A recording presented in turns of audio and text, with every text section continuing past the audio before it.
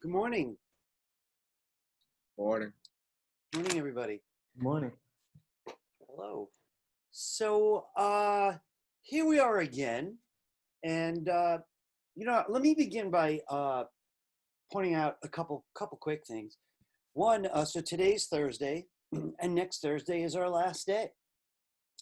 So after today, there's just 4 days to work with.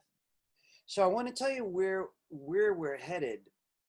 Most of that remaining time is going to be spent with Adobe Animate, but I have to take one day to introduce another topic, which is a required part of the course. It has no homework, but I'll have to do it. I have to admit, I'm still figuring out which day I would like to spend on that, because I don't really want to mess with our momentum while we've been learning animation.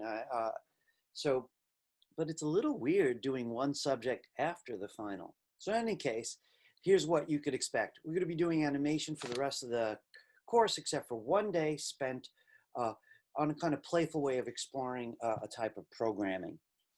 And between those two things, that's next week. So I would like to spin that a different way. So we spent 2 days so far doing animation.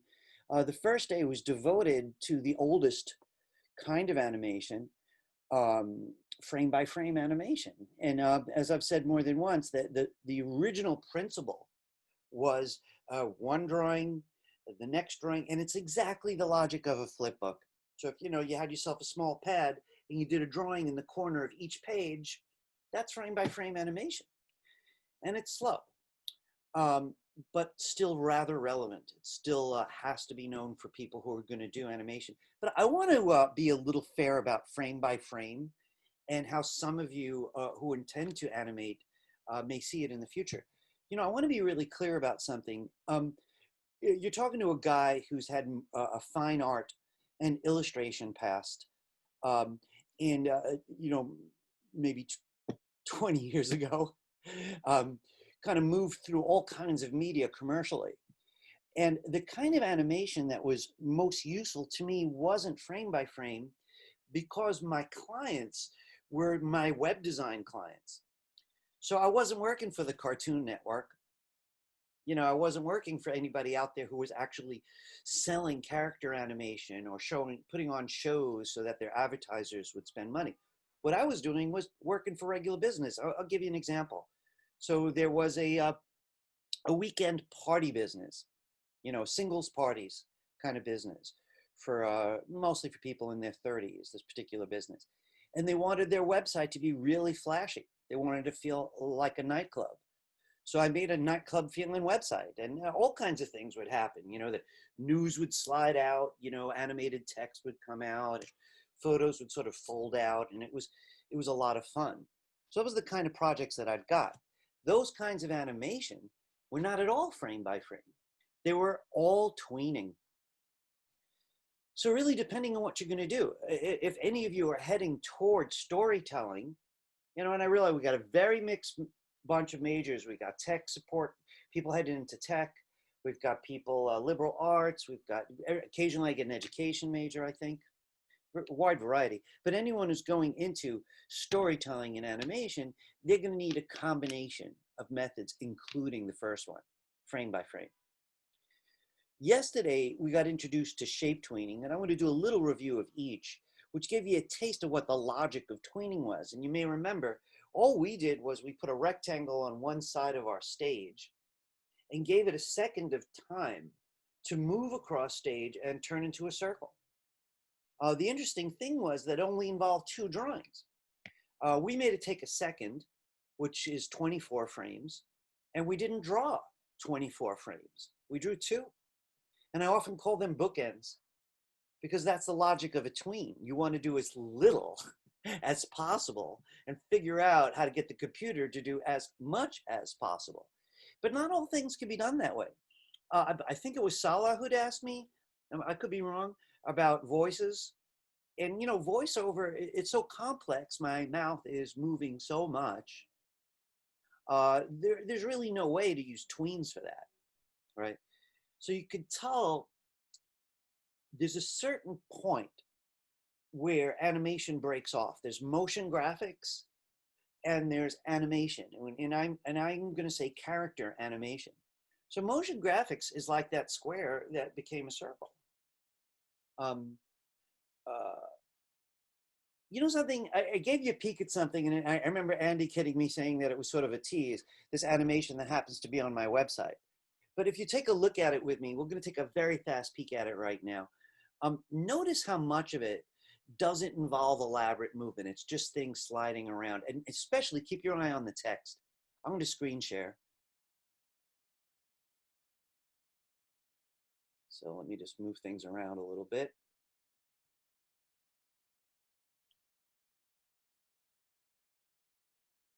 I'm not going to Ironworks BMCC. I'm just going to ironworks.com.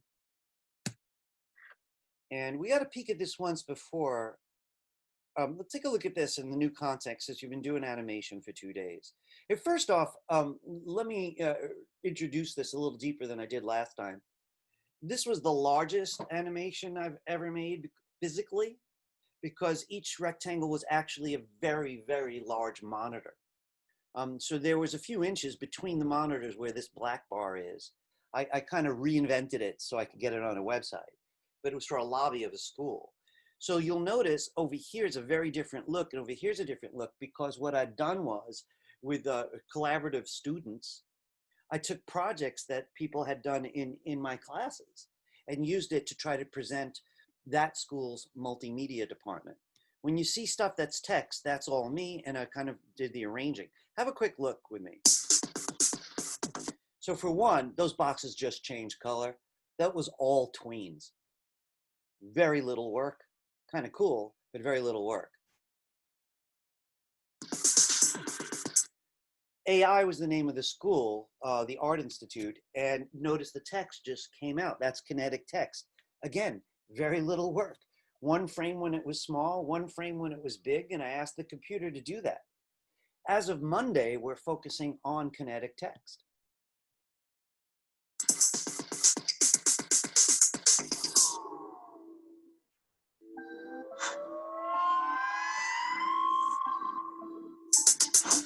Notice how your crafty teacher avoided drawing altogether. By the way, I love to draw. I've taught drawing and I'm an illustrator, but it's slow, really, really slow. And sometimes you just can't do it. So I leaned on photos, text, and tweening, and no frame by frame, almost none.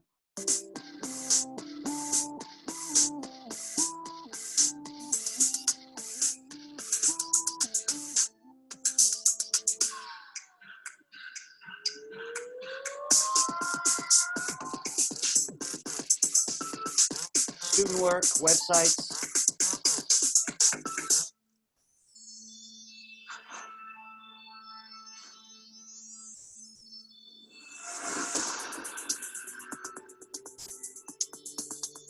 This really cool animation, that student spun the dial. It's mostly one image that's being zoomed in on. So again, it's not as much work as it looks like. Other than I think this thing spins, which added a little extra work to it.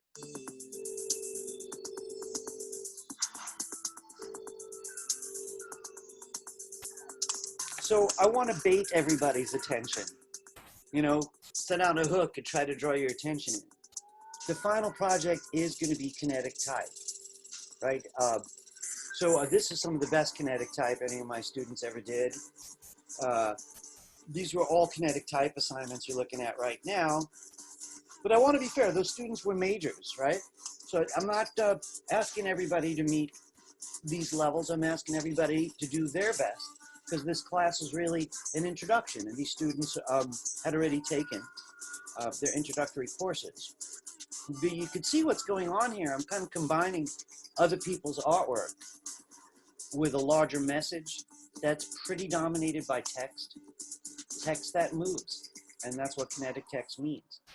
Technically, it's over 90% tweening. This is almost over, so I'm going to let it play its way through.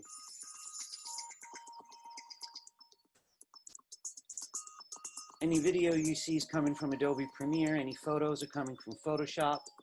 the whole thing's on a website. This is literally a combination of all the skills from your class, just taken, taken pretty far.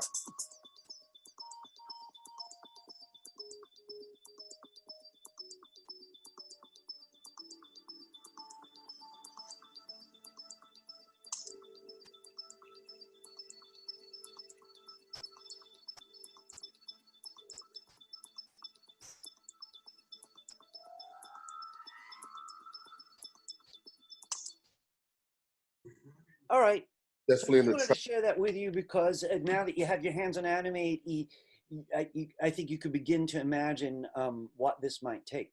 Let's take a look. Does anyone have any handouts about questions about that before we look at the handout? No. It's a very attractive feature. Thank you. Thank you. When you open up a website, it's always here I am. But this one is like, all right, here I am. What would you like to do with it? The interaction with all the movement, and it's attractive. Thank you. And it was interesting that that wasn't made for a website, which is actually, to be fair about it, all the parts you saw that the students had contributed were made for websites. They were actually multimedia students, and at that school, that particular school, multimedia was maybe 65% web design. And the other 35% was video and animation and other forms of interactivity. Any way to get rid of the control bar from YouTube to have it? This part? Like, yes. Yeah, I could, but I knew that a lot of people would want to pause it and play it, watch a little, so I left the control bar on. Okay. This isn't coming from YouTube at all. This is actually uploaded with the HTML and the CSS. Though doing it from YouTube does make a hell of a lot of sense. Since the subject came up, and I don't have very long, I just want to comment quickly. I know a lot of you guys seem to really enjoy the HTML and CSS part. When a video is on YouTube, YouTube actually gives you the code that you could put on an HTML page to place an image.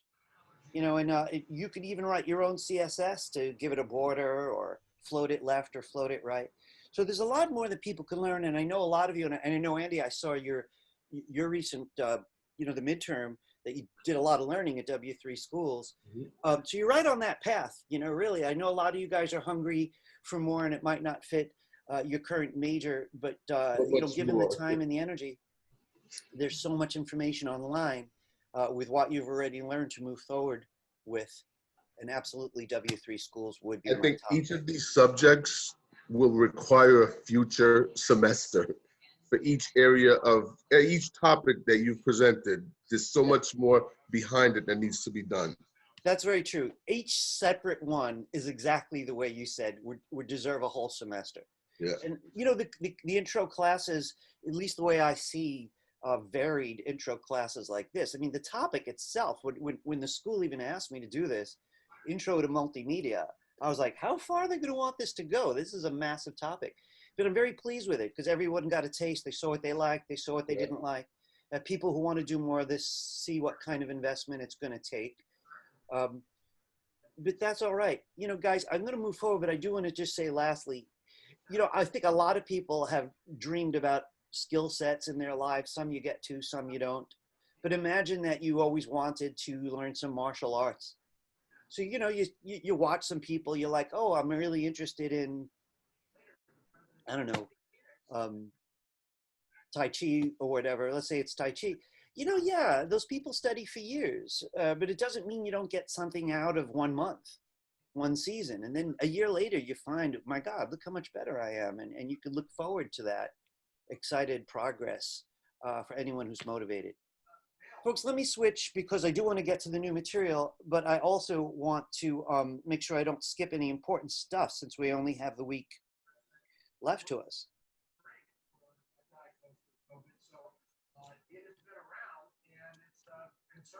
All right, so since next week's our last week, the school gives me 48 hours to put up the grades, but luckily for us, that lands on a weekend. So I was able to stretch it just a dash. Next Saturday is July 4th, and I'm going to accept late work all the way to midnight, July 4th. But that's it. That's the absolute deadline, is going to be July 4th for anything that you might owe me, right? You'll also notice here that I have not graded since the 18th. So I'm probably going to be grading the video assignment, any late, earlier assignments this weekend. So I'm hoping by Monday, everybody could see updated grades, including the video assignment by Monday. So this way you'd still have most of that week left to figure out how that affects you.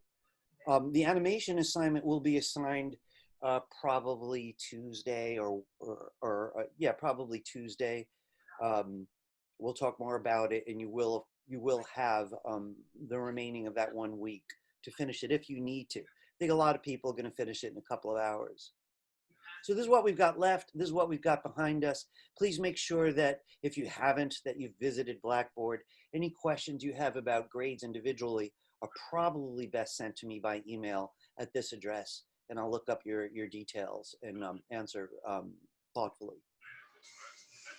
All right. We're continuing with Adobe Animate. I don't have much more to say about it. This is the third day, so everyone who's invested has already located it, and of course all the YouTubes or all the videos are where they've always been. Let's take a quick peek over here. This represents the last 2 days really. Day 1 was frame by frame animation. We're going to continue that. No tweening involved. Yesterday, shape tweening, and as the name implies, its claim to fame is it can change one simple shape into another simple shape without you having to imagine what shapes fall between a square and a circle, so it actually does that for you, which is cool.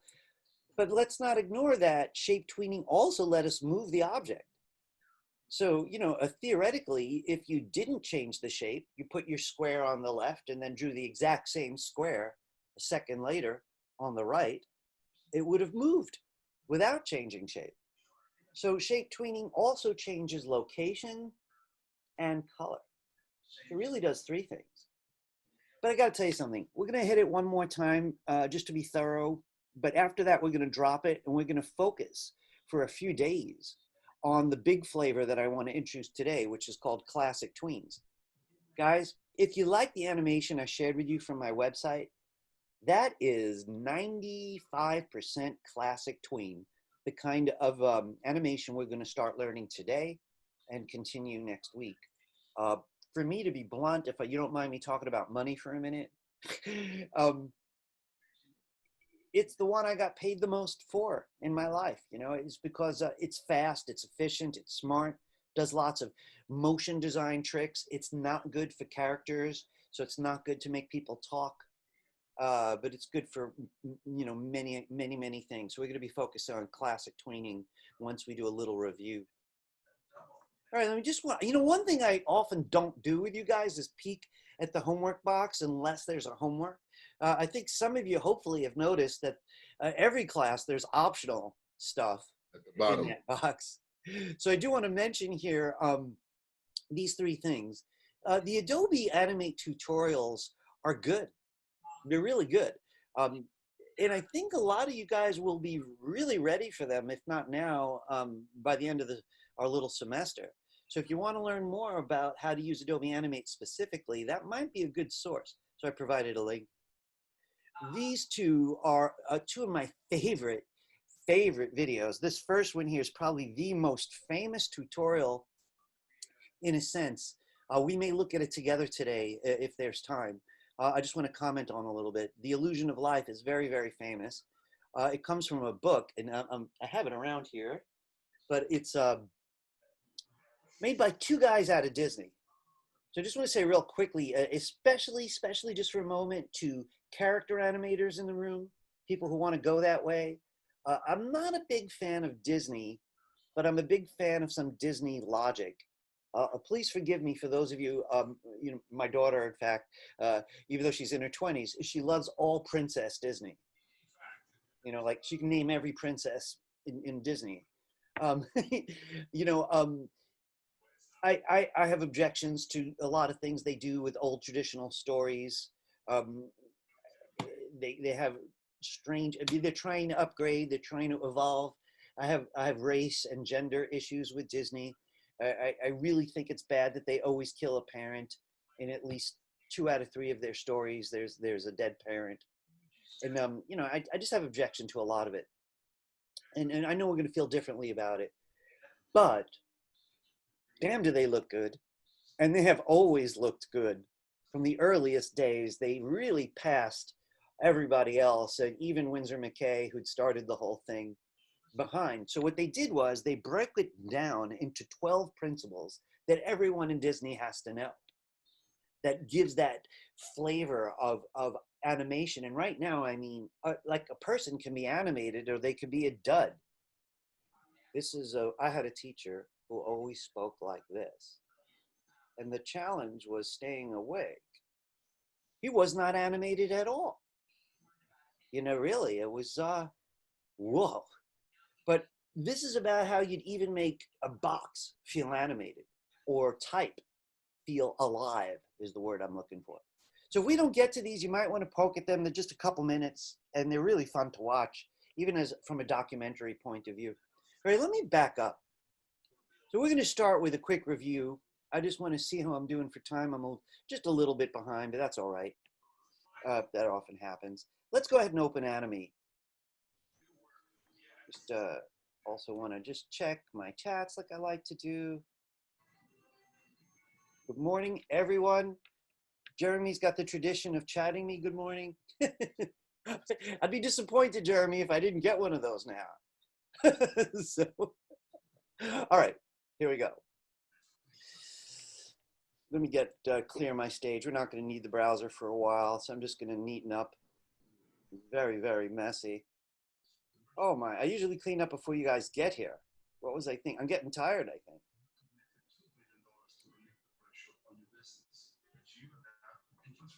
All right, here we go.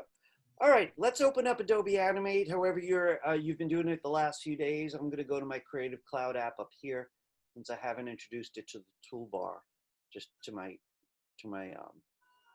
bar at the bottom of the screen yet. I'm still getting used to that they changed the look of all the icons.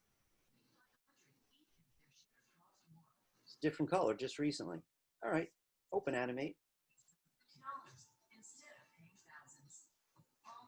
Keeps asking me about this font.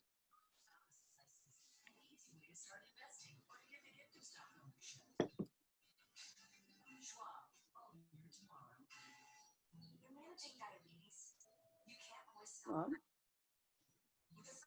we go.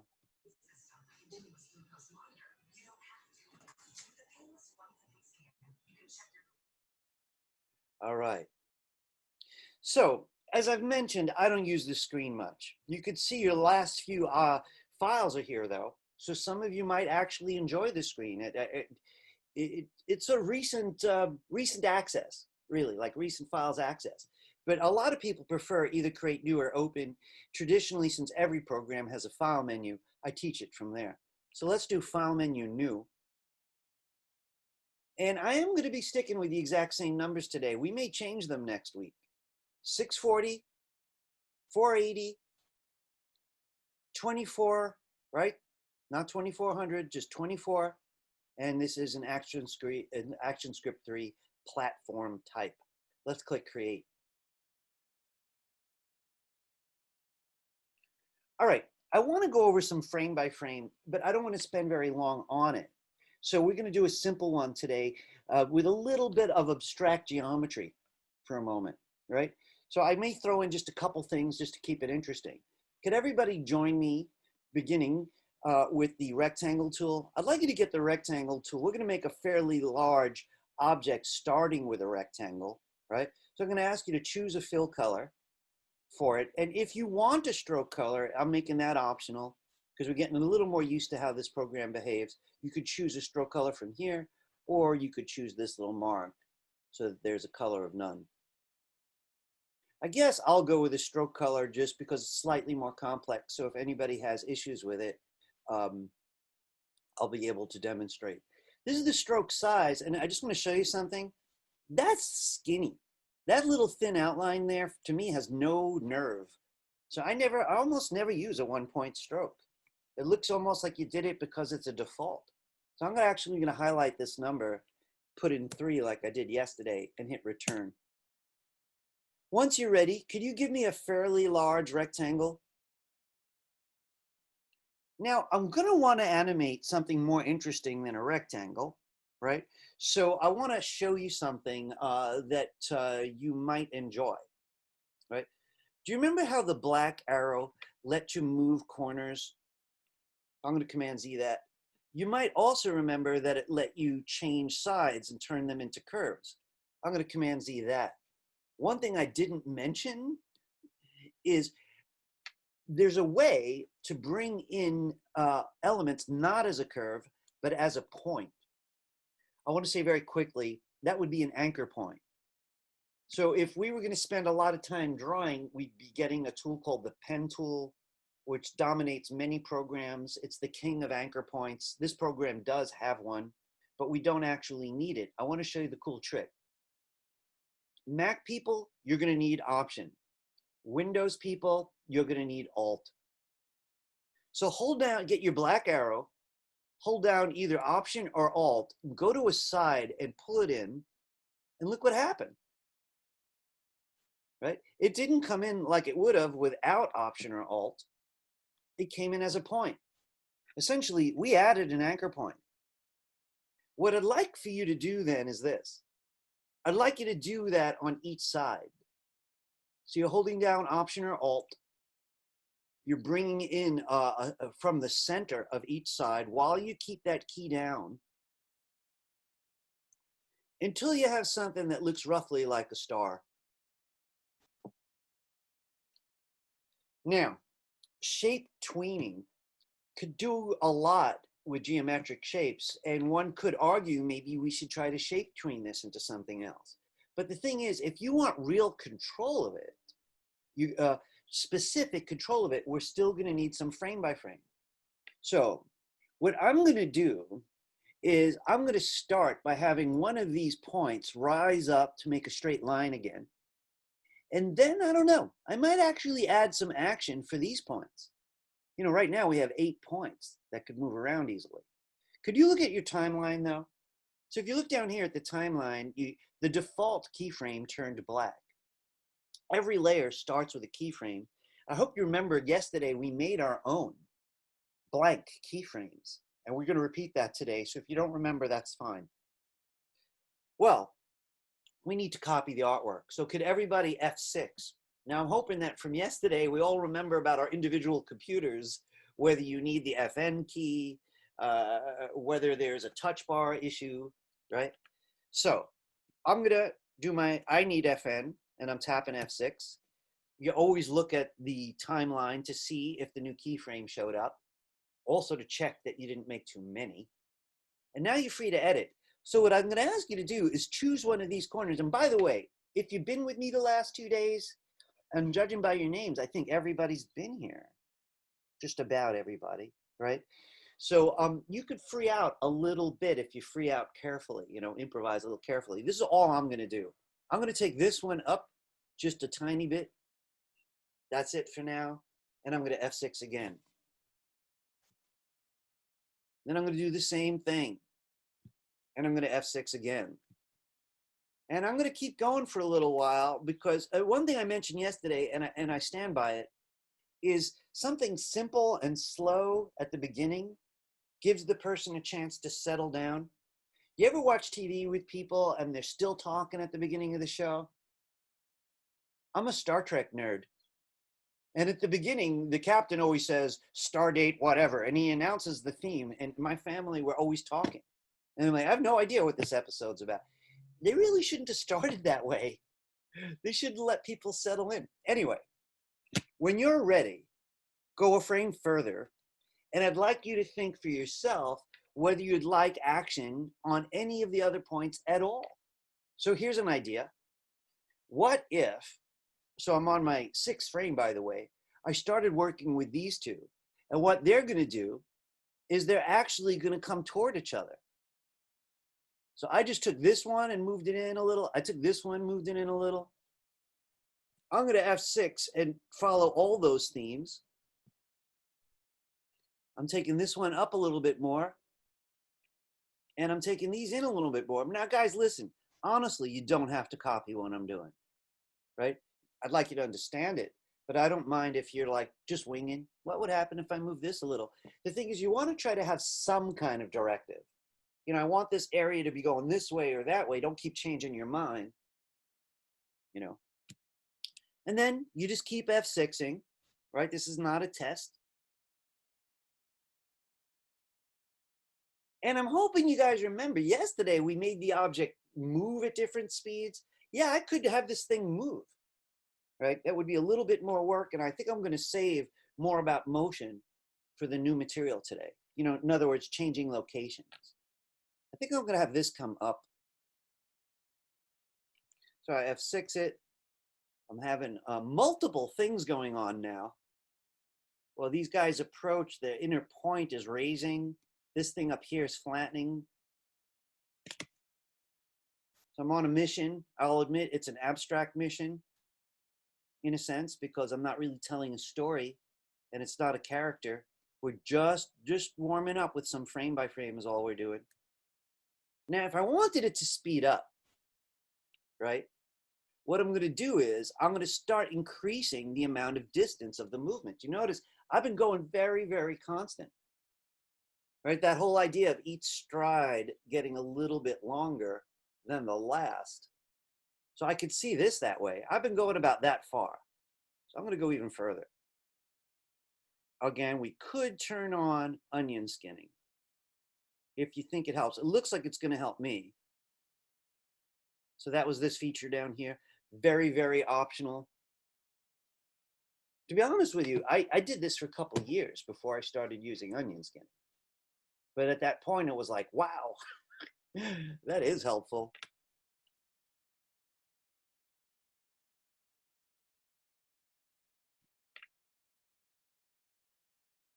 So I'm increasing distances.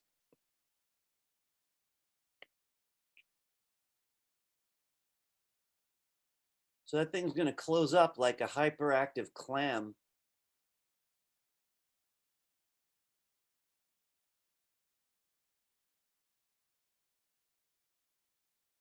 If I wanted a snapshot, I could close it on the very next thing. Should I? No, I don't think I want to do that. Yeah, well, I think I am. I'm just going to see what happens.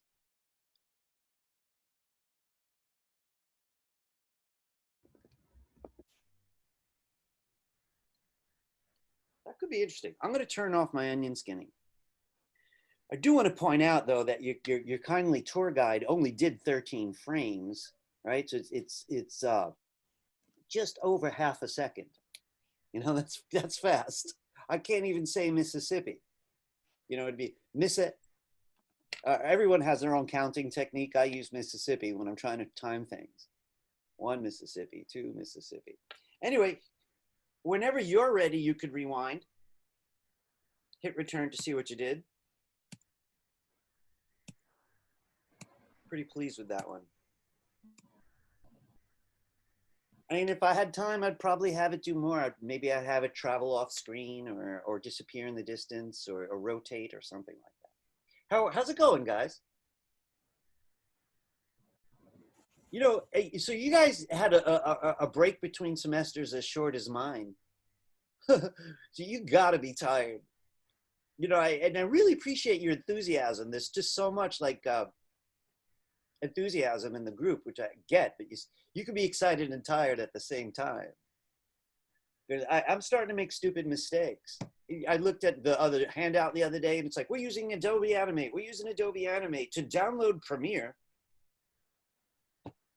I'm sure somebody spotted that and felt too polite to tell me.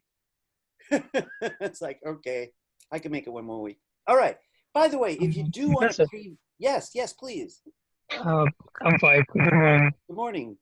I have one question for related to this enemy. Like, can we make any enemy and then we can play it as a backward? I didn't hear the last couple of words. I'm saying, can we make the enemy and then we can play that enemy in the backward? Play it backwards. Yeah. Yes. You know what? Even though we have a lot to do, I'm going to show you how to do it right now. All right. Okay. So I've got this animation of this thing opening, really kind of closing up, right? Let's say it's supposed to immediately open back up.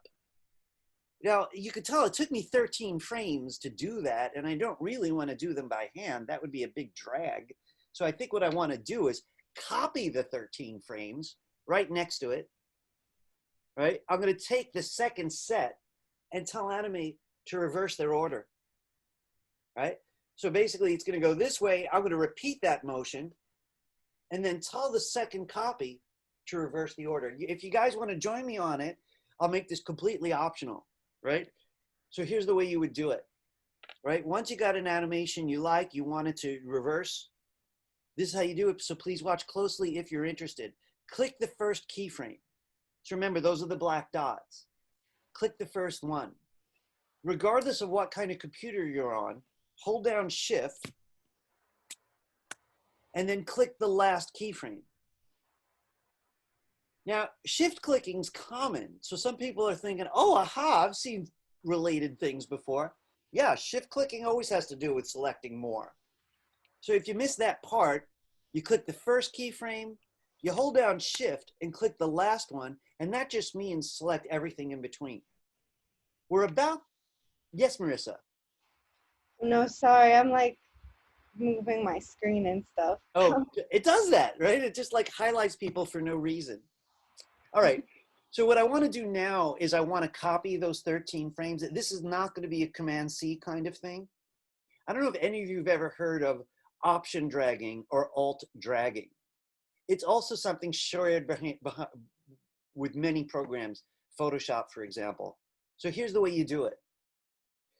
Mac people, hold Option down and keep it down.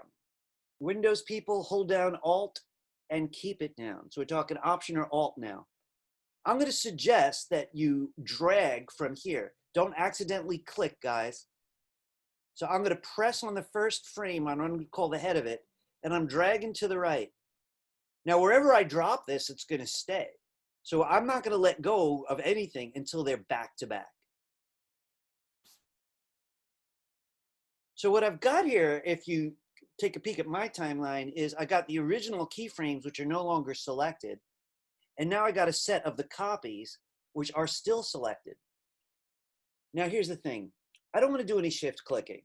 So if I don't click anywhere by accident, I already have the 13 frames I want. What I have to do without clicking wildly is ask them to reverse. And this is the way I'm going to do it. If I was on Windows or I had that kind of mouse, I would right click in the selected section. So if you have a right click mouse, you're going to right click on the selected links. If you don't, you're on a Mac maybe, you hold down Control and click anywhere on the selected keyframes. And you're going to find reverse here. I'll do this twice, but I'm going to have to do it the second time even faster. These frames reverse their order, and it's hard to tell until you play the whole animation. So I'm just going to rewind, and I'm going to play it. And there it goes. Just pretty, you know, the thing that I like about Faik's question is this would make a perfect loop. You know, a looping GIF animation. Here's my preview. It looks like it's exercising to me. All right. I am going to show everybody that one more time, even though it's a little off the map. But it's a trick I use a lot, so his question was a good one. If it all went wrong and you'd like to try it again, if that's the case, Command-Z until you're back with your original set of frames. Guys, this is not required, right? This is just for enthusiasts, right? And to get the concepts down, right? So I Command-Z'd a few times. I'm back to my original frames, right? So all I've got is the one motion. A reverse. So I want this guy to do his thing and then undo it. So you have to select the original animation. I click one frame. It's all about shift. Then I keep shift down at that point, and with shift down, I click the last frame. So that's how to select a sequence, we call it. So I'm selecting a sequence. I'm gonna now hold down Option, because I'm on a Mac. Otherwise, I'd hold down Alt. And I'm gonna go to the beginning, holding down that key the whole time. And I'm gonna drag it and make sure they're back to back. Typically, you should let go of the mouse first, let go of the touchpad first. That's almost always true before you let go of keys. If they're still highlighted, you got it easy. You don't have to do any more shift clicking, right? You just carefully control click or right click to get this cool menu. And we've been using this menu already. We used this yesterday. But way down here, it says reverse frames. And it's pretty terrific. If you'd like to keep this, you could save it into a folder or to your desktop. Today, I neglected to make a folder, so I think I'm just going to save it loose on my desktop. I'm going to do Command S. And this is frame by frame. And I'm going to add today's date, 6/25/20. And I don't want to save it in yesterday's folder. That'll confuse me. I'm just going to put it on the desktop.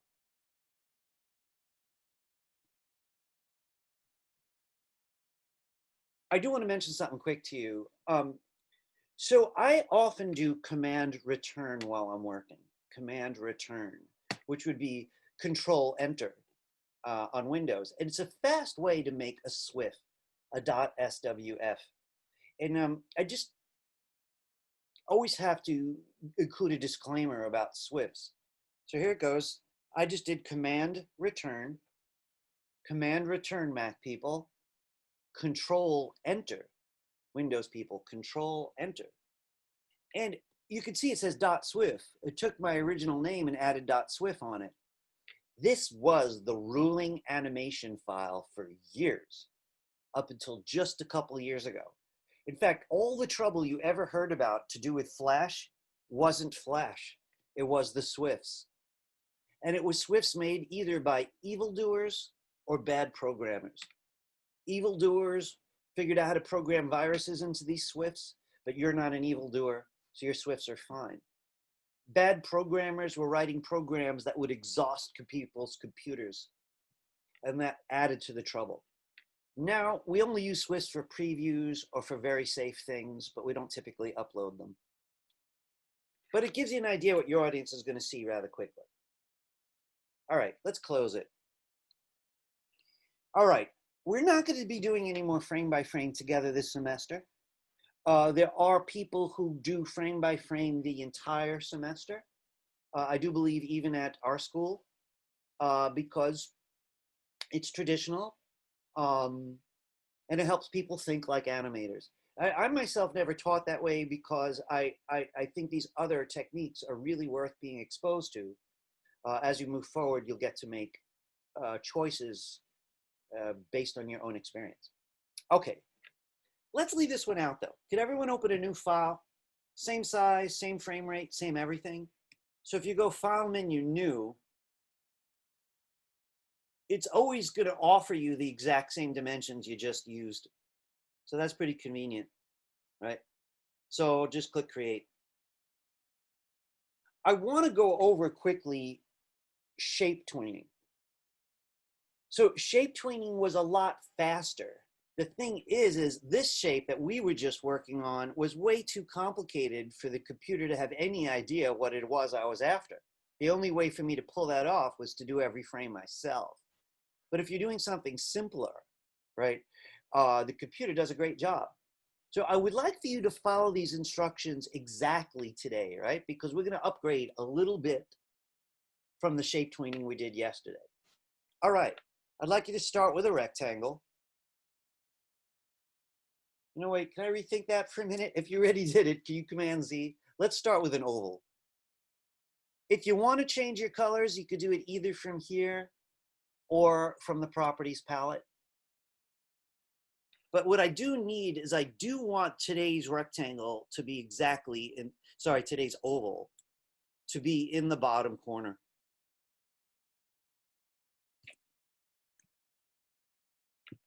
I got to tell you what's in store. I want this thing to change shapes twice. Yesterday, it only changed once. And I want it to bounce off the ceiling before it hits the bottom right. So I'm talking about an upside down V. It's going to go this way, boom, turn into a square, right? Then it's going to come down to the right and turn into something else. All right, this should be interesting, right? So what I'd like for you to do then is this. Let's go 15 frames at a time, right? So could you go to your timeline, click in frame 15? Now I got to tell you, if I was going to make a small change to that circle, I would F6 now. But it's not a small change. I want a whole different shape. So to do that, I have to put a blank keyframe here. Blank keyframe means I want a brand new drawing. So here we are, frame 15. Let's control click. And I'd like you to, again, control click or right click, choose insert blank keyframe. So that earlier shape didn't actually flat out disappear, but it did in a way. It's going to be replaced by the new object. Now, what I want is a square in the middle of the ceiling. So I'm going to get my rectangle. To make it more interesting, I'm going to change my colors.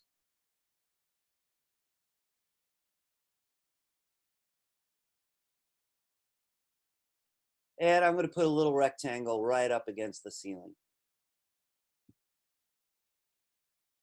At any point, you can get your black arrow and move that thing around. Now, I could go back and turn on the tween now, but I think what I'd rather do is get the 3 keyframes done. Because this animation, this plan I have, is based on 3. So if you want to double check before we move forward, you click your first keyframe, and this is what you should see.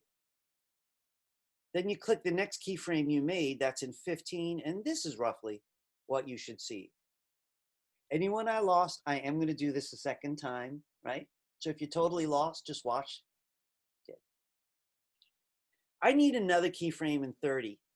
We're going 15 frames at a time. So let's go to frame 30 and put a blank keyframe there. Otherwise, I cannot draw. So I'm going to frame 30, control clicking. I'm going to say insert blank keyframe. And whenever you put in a blank keyframe, it looks like the screen went, well, blank. Now, what I'm going to want over here is a shape like a little bit like the star that we just made. So I'm going to get the rectangle tool to start. And I'm going to pick some new colors for it. Keep it interesting. And I'm going to put a rectangle here. Now, if I did animate this, the circle would become a square as it traveled to the roof, then it would travel to the floor, and it'd still be a square, which isn't what I really want. So let's change this shape manually. I'm going to get my black arrow. If you want curves, just pull the edges in.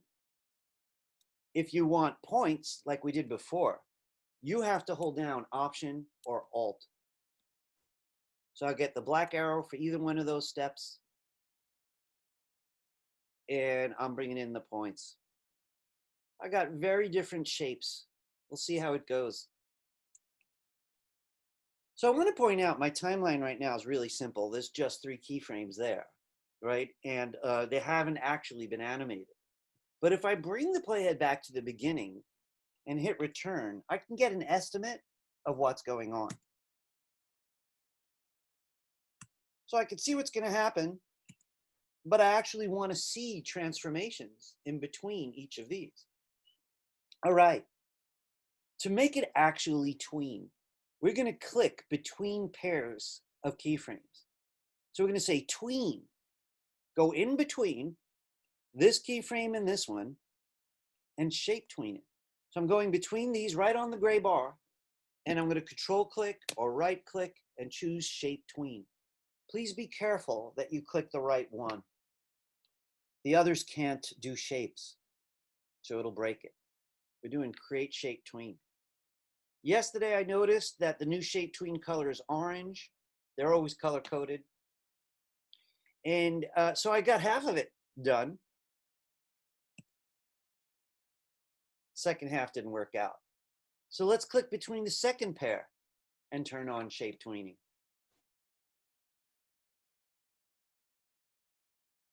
I could tell already, I don't really like this intermediary shape, but I'm willing to give it a chance. I'm going to rewind and watch it.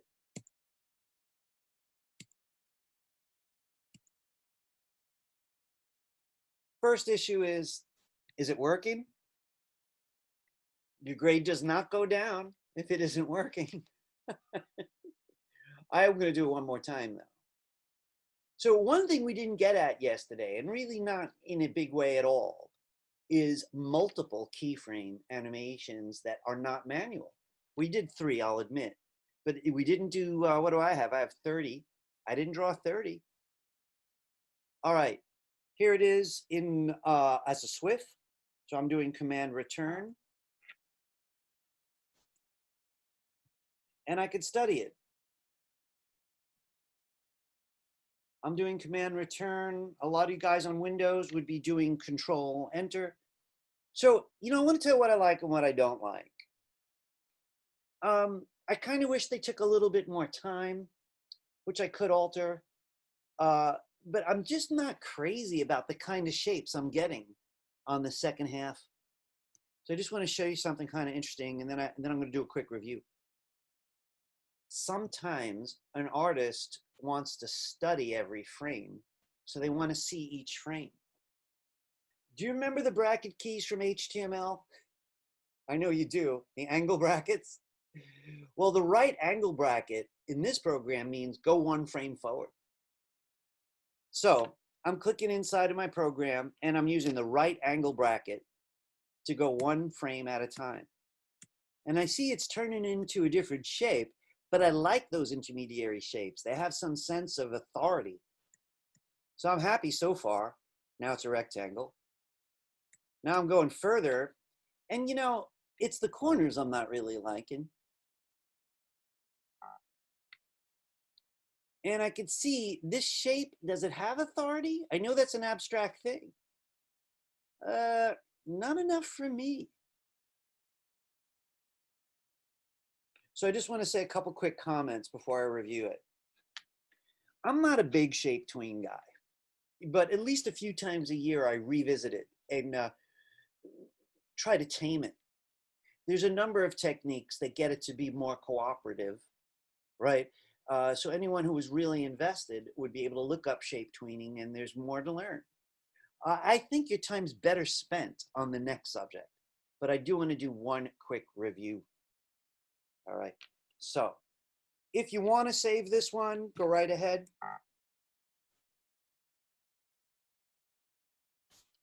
So I'm going to call this one Shape Tween with the same date. You can call it whatever makes sense to you. I'm saving mine to the desktop right now, which is a little sloppy, but I neglected to make a folder. I'll neaten up later.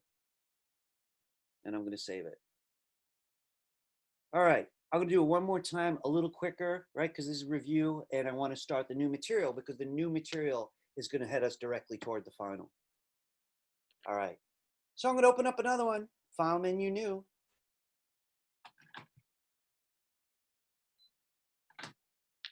And I'm just double checking, right? Just remind everybody we're sticking with these numbers. And I'm going to create. Okay, to make it a little bit different, I'm going to go in the opposite direction, right? It's going to start here, travel down to the floor, and then travel back up. So it's starting in the top left. I'm going to start with an oval again. If you want to change colors, change them now.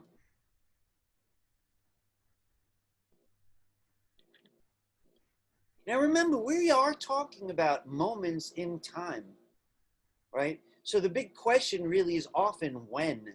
That's the question, all right? When? So you saw what 15 frames looked like just before, and I told you it felt to me, I wanted to see it look slower. So this time I'm going to go by 20s. So let's go to frame 20 and insert a blank keyframe. Control click or right click and insert blank keyframe. Because you did that, you're allowed to draw. Now what I'm going to do is I am going to put a rectangle there, but I'm going to do something a little more interesting with it. I'm changing colors, but I am also, hang on a second, going to make it big.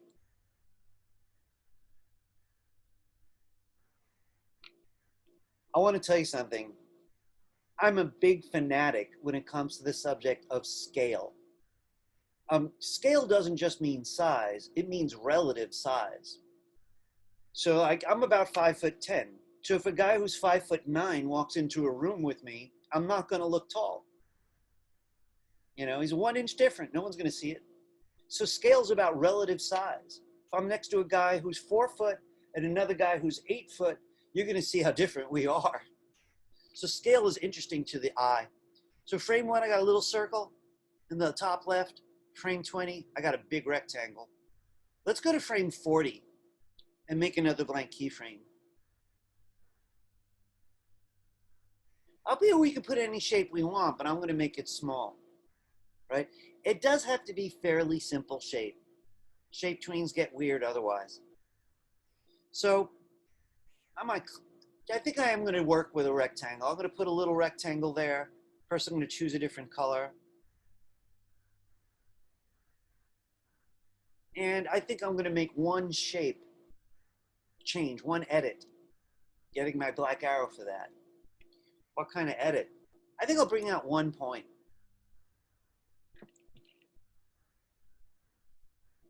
Guys, I'm going to Command Z that because I just had a better idea. I want the point on top, since it's going to be heading north. And then to move the whole thing down, I have to select it. Quick reminder, if you got a stroke on, don't do this, because it leaves the stroke behind. If you have a stroke and you want to move an object, double click it. Now you don't need the same shapes as me, but I would like you to check all 3 before we turn the tweening on. I'm going back to the first black dot, the first keyframe. That looks correct. I'm going to my next black dot. That's the one in frame 20. This looks interesting. And I'm going to my last black dot, my last keyframe. And I got this house looking shape. So if I turn the tweening on here, between these two, and then here, between these two, we'll complete the process. So I'm going to go in between these two and get that menu. Control click or right click. Shape tween. If you missed that, I'm about to do it again. I always go between the pairs if I'm going to shape tween. And I ask again for a shape tween. Ooh, I hate this kind of shape. I got to tell you, I got mixed feelings about shape tweening. There's something called shape hints, where you could put little markers around a shape to try to give it instructions, mix mileage. Anyway, I'm going to play it.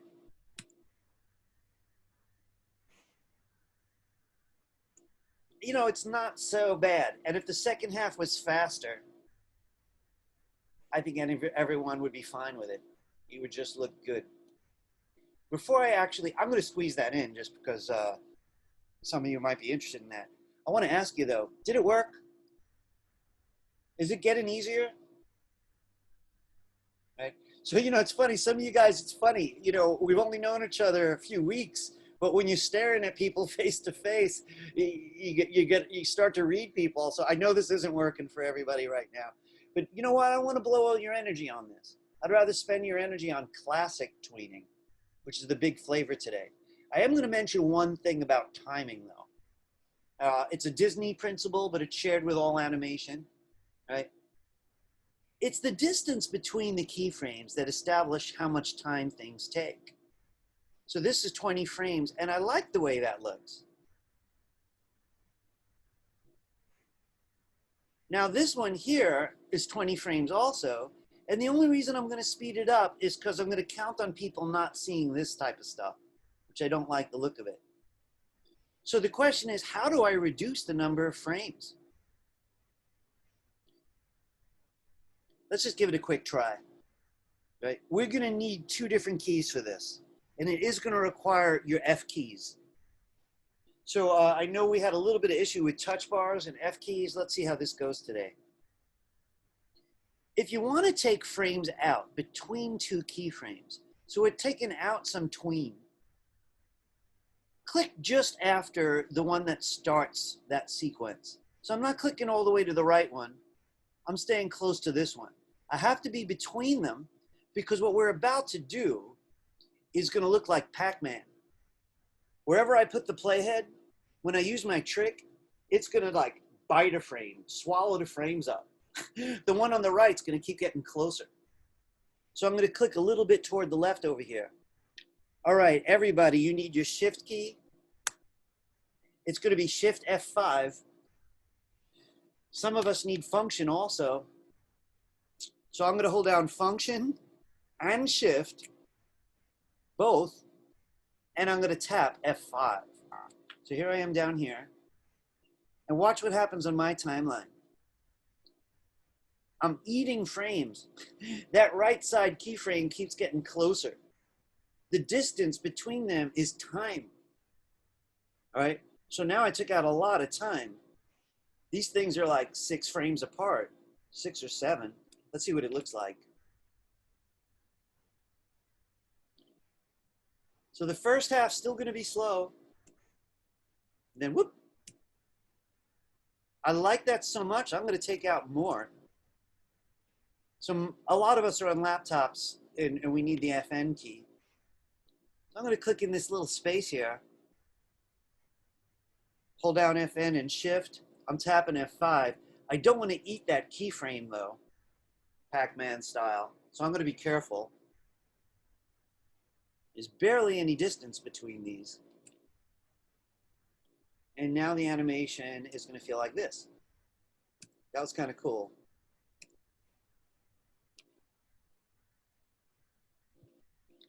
How are you? All right. So guys, I want to say a little bit about some why, and move us head toward the next big flavor. So, you know, Flash, I think, is, if it was alive, it would be about 20 years old, roughly, right? And as I mentioned, it was the child of director, which passed away. And now Flash has passed away, and we're working with the grandchild, so to speak, Adobe Animate, right? But a lot of the principles have never changed. Keyframes, the distance between keyframes. Can you guys give me a second? I heard something.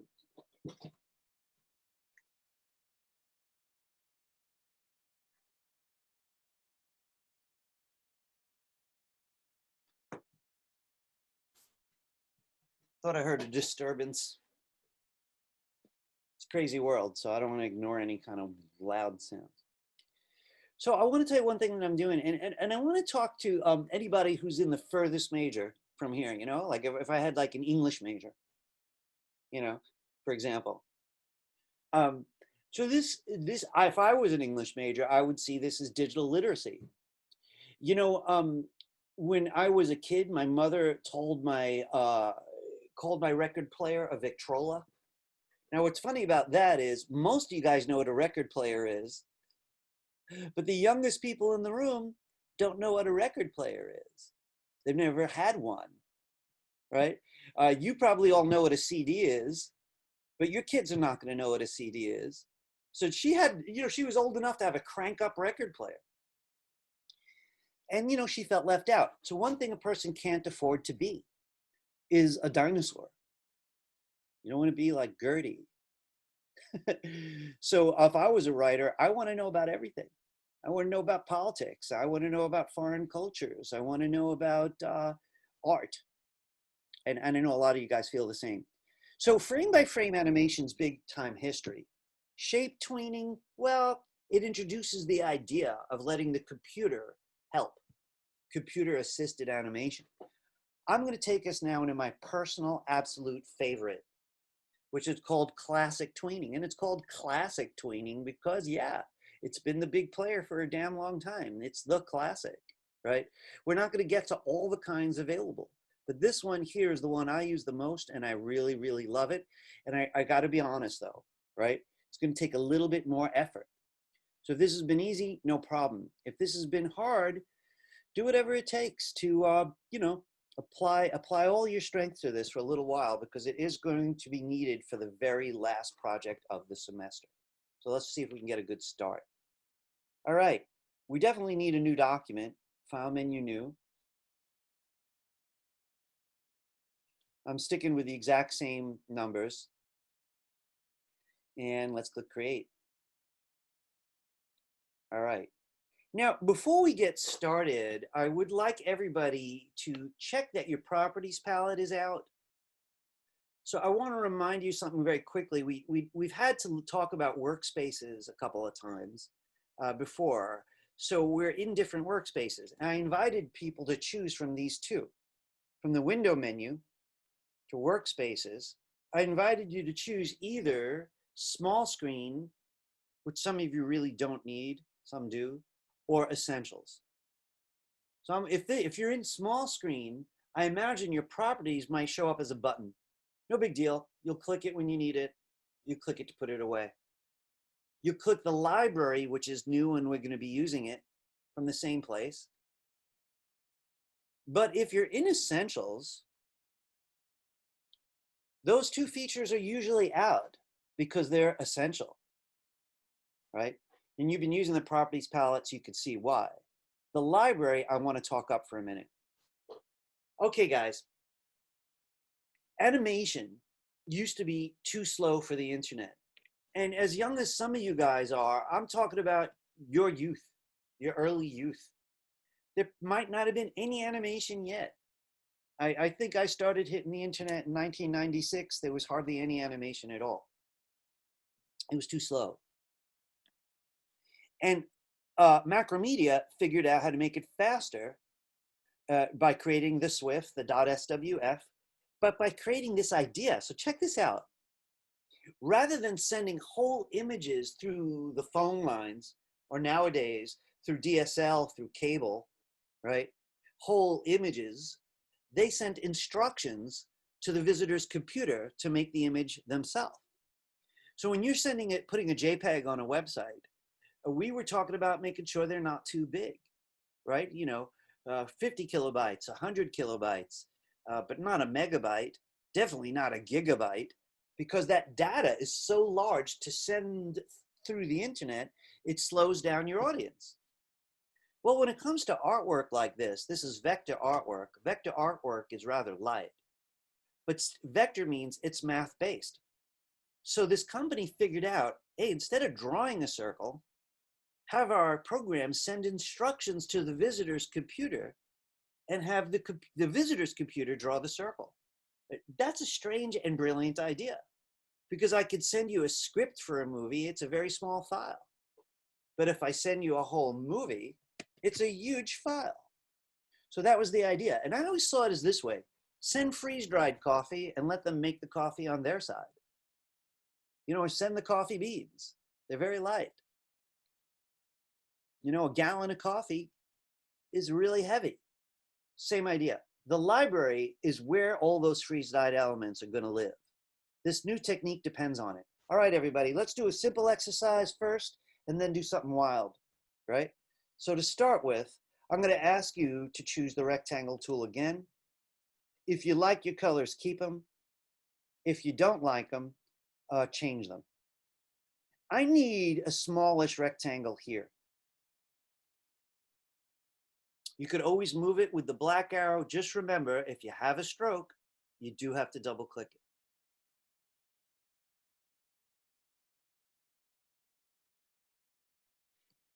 Rule number 1.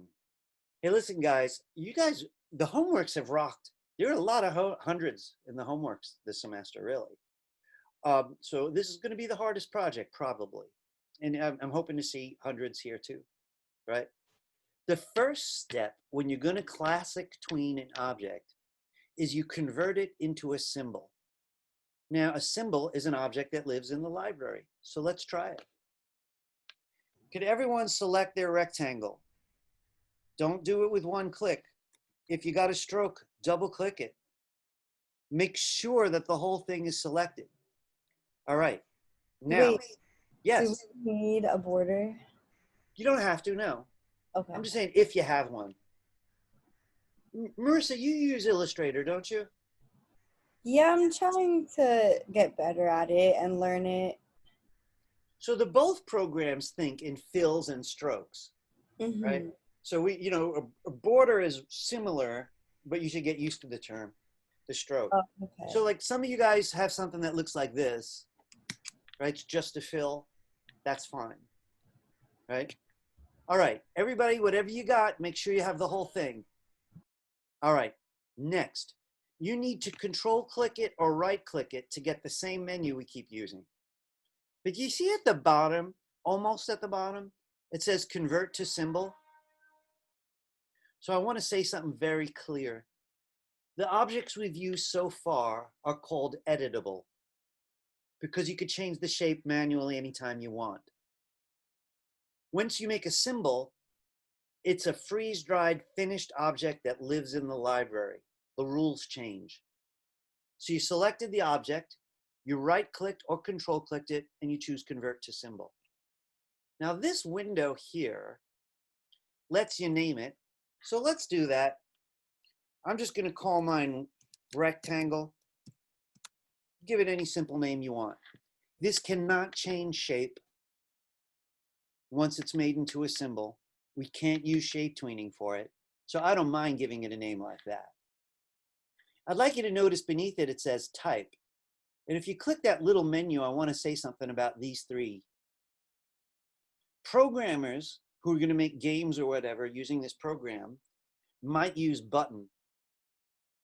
Because yeah, we could program and we can make buttons.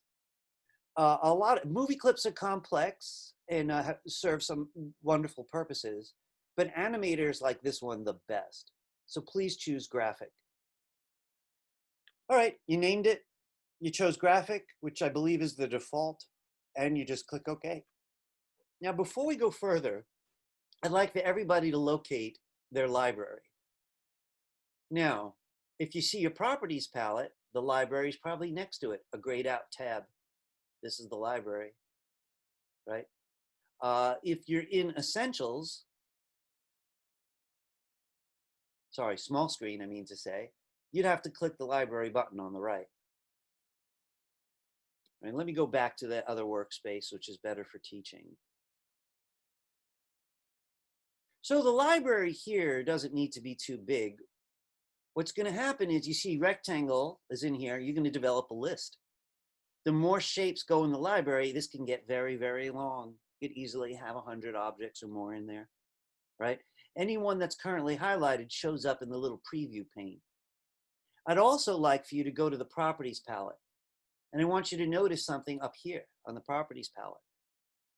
Toward the top of the properties palette are 4 different buttons, let's say. Tool, object, frame, dock. Typically though, if your object selected, it'll say object here. But notice 2 interesting things. It tells you what kind of object it is. It's a graphic symbol. And it even tells you the name it has in the library. So you did all that. We could leave it right here. Folks, I'm going into a lot of detail, but we're going to pick up the pace a bit. All right, all we did was prepare the object, but you're going to like this, okay? Next, so you drew the object. That was step 1. I've noticed a lot of people taking notes, so I just want to be clear. The subject's classic tweening. First step, draw the object. Second step, convert to symbol.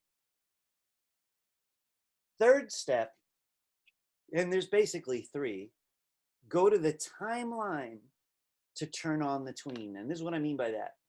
Can everybody find your keyframe and control click it or right click it? And this is going to start to look familiar. right? So I'm not on the stage. I'm in the timeline right on the black keyframe, and I control click it or right click it. Shape tweening is grayed out because you can't shape tween a symbol.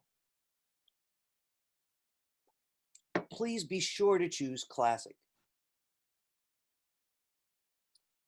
Now, what's pretty different than what we've seen so far is, well, one, it randomly chose 1 second of your timeline and turned it purple. It's kind of a beginner's kit, assuming you want a second-long animation. But actually, what I want is a 40-frame long animation. Now, Classic Tweening uses F6 a lot. Now, we started with F6. F6 always means copy the last art. Classic Tweening always uses one symbol, and you drew it. So every time you're going to use it, you're going to F6. So let's get real. Could everybody join me by clicking in frame 40 and use your F6 trick? So again, the function element, but we're talking basically about F6. Now, we could move this object at any point in the 40 frames we've established. And this is what I'd like you to do with me. I'd like for you to go drag the playhead to frame 20. And this is weird, but cool, right? You drag the frame head to the middle, and then I simply want you to click the artwork and bring it up to the ceiling.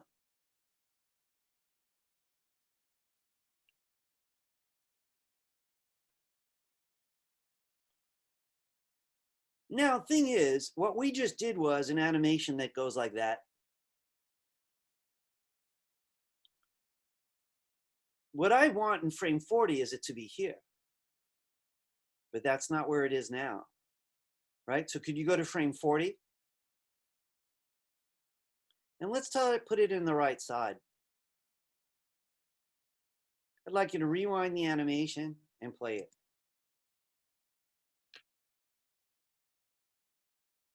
We are going to do this one again in about 1 minute. I want to tell you why I like it. It's the fastest, which I love, really fast when you get the hang of it. 2, it's the smallest file size, which means my websites are fast also. So I'm going to focus on this for what we have left of the semester, except for the one day I'm going to steal for some programming, right? Let's leave this one. You know what? Let me mention one more thing while we're here. You can go to any keyframe and change your mind about where that artwork lives. Here it is in frame 1, here it is in frame 20, and here it is in 40. But if I go back to frame 1 and I said, you could join me if you like, don't start here, start here. I've just changed the whole animation. I could go to frame 1 anytime I want and change it again. So now it's just going to slide over to frame 20 and then come down.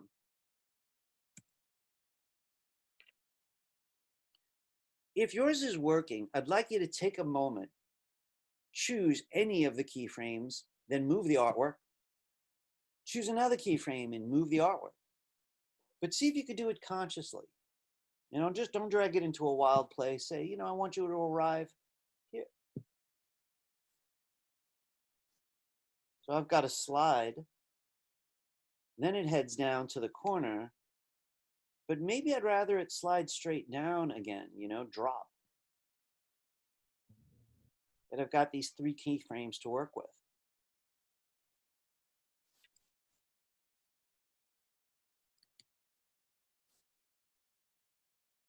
It's very flexible. I want to mention, you could actually make more movement in between. I'm going to be the guinea pig, and since our animations look different now, if you want to try it, you'll have to try a version of it of your own. So I want to show you what I'm talking about. Do you see up here how my object slides over? Frame 1, it lives in the left corner, but by the time it hits frame 20, it's in the middle. What if I wanted to do something on its way? Well, I'll say, let's say maybe about here, it should take a dip. So I'm only going between the keyframes, and I'm going to pull it down a little bit. It just added a keyframe for that. And so now it won't slide really. It's going to do this.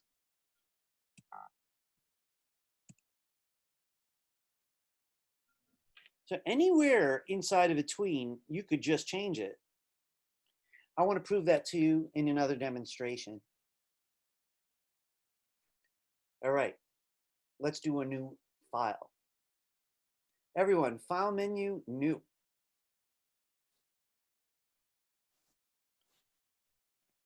We're going to go over the first 3 steps because those are the critical ways for us to get off the ground with classic tweening. And we're going to do a bunch of variations so you can see how cool it really is, right? So, same numbers, click create. Okay, this time I'd like you to join me by putting a rectangle right here, you know, roughly in the middle of the left wall. Step 1, draw the artwork. Step 2, select it and make it a symbol. You can't do it in a different order. This one really is urgent, right? So I'm going to select it with my black arrow.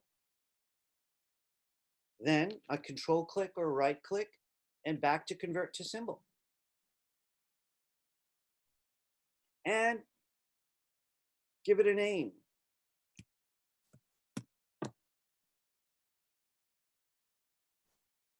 And remember, it's a graphic symbol. Simply click OK. I have a silly sense of humor. Anyway, I called him Bob. All right. All right. Now, the next step is on the timeline, not on stage. You go to the keyframe and you ask for the classic tween. It might sound foreign to you because you're new to it, but remember, it's really just 3 steps, though, that you have to master.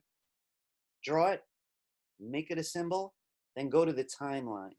So we're going to that frame in the timeline, the only black keyframe we have, and you right click or control click. And again, just ask for the classic tween. You know, at this stage, you've set everything up. You know, we've got all the engineering in place. We're going to make some decisions. I want to do something simple and then elaborate on it. Well, if I only wanted it 24 frames long, I'd just bring the playhead here, happens to already be here, and I'd drag it. But if I want it to be longer, I have to at least lengthen the timeline. All right, let's go all the way out to frame 50. I could copy the artwork with F6, but I really don't have to. The other method would be just to ask the timeline to be longer. Now, this is Hamburger Helper. I want to make more out of it. F5 means extend the timeline. F5 is one of my favorite shortcuts. Let's try it. Could everyone click in frame 50 and tap F5? You might need your FN key. All you're doing is establishing the amount of time. We went a little over 2 seconds. All right, before we move forward, I want to say something theoretical, and then I'm going to ask you to follow these steps closely. I could bring the playhead anywhere and move that object. Anywhere, right? So really, it's all about where the playhead is. But I'd like for you to make sure your playhead is at the end, because I want you to drag the object to the right wall. So in frame 1, it's on the left wall. Now in frame 50, make sure your playhead is there. Simply drag the object to the right. Play the animation. I want to tell you why that's cool though, but before I do, did it work? Hey Andy, how you doing over there? You okay? Here's guys who only have photos, don't feel bad that I don't always call you. You know, usually when people have the camera off, I give them a little more room. I expect they want a little more anonymity, even though you know I do call on you now and then, even just to say hello. But I want to say something about this. If this was a duck, you know, like the rubber ducky that we worked with in Photoshop, and your goal was to make it go across a lake, right? We just put the lake behind it on another layer and we'd have the duck. I just think I've never seen a duck. Well, let's say a duck would be a little bit more interesting instead of doing this, if it did this. You know, maybe there's some waves on the lake. Let's make that happen with our rectangle. All right, could everybody bring the playhead back to the beginning? You're manually going in reverse. What I'm gonna do is every couple of frames, I'm either gonna drag it up from wherever it is or down, and I'm gonna alternate. So I'm gonna go maybe 3 frames, 4 frames over, drag it up. I'm gonna go 3, 4 frames over, drag it down, a few more frames up, and it's gonna make the keyframes for me. So I'm dragging my playhead a few frames over. You could join me now. And then you just wanna drag this up a tiny bit. Drag it a few more frames over. Drag it down. And it's making keyframes for each of those moments as we go. So just keep dragging over. I just forgot which way I went. I just went up. So the next one, I'm gonna drag down because he's bobbing, right? The thing's gonna bob up and down. You know, like you're on a surfboard and it started to get a little wild, just a bit. So every few frames, you just simply drag it. And this is one of the reasons why I use Classic Tween so much, right? It's just so fast. So I usually establish the most important motion first, which was traveling across the stage. And then I thought, you know, I don't really like it like that. So we're gonna do something much cooler than this next. You just keep going. And I could, of course, go by much bigger leaps if I wanted. But I think right now I'm going to see what I've got.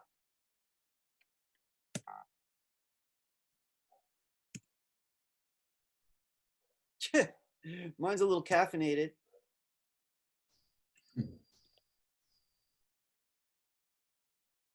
I wonder why.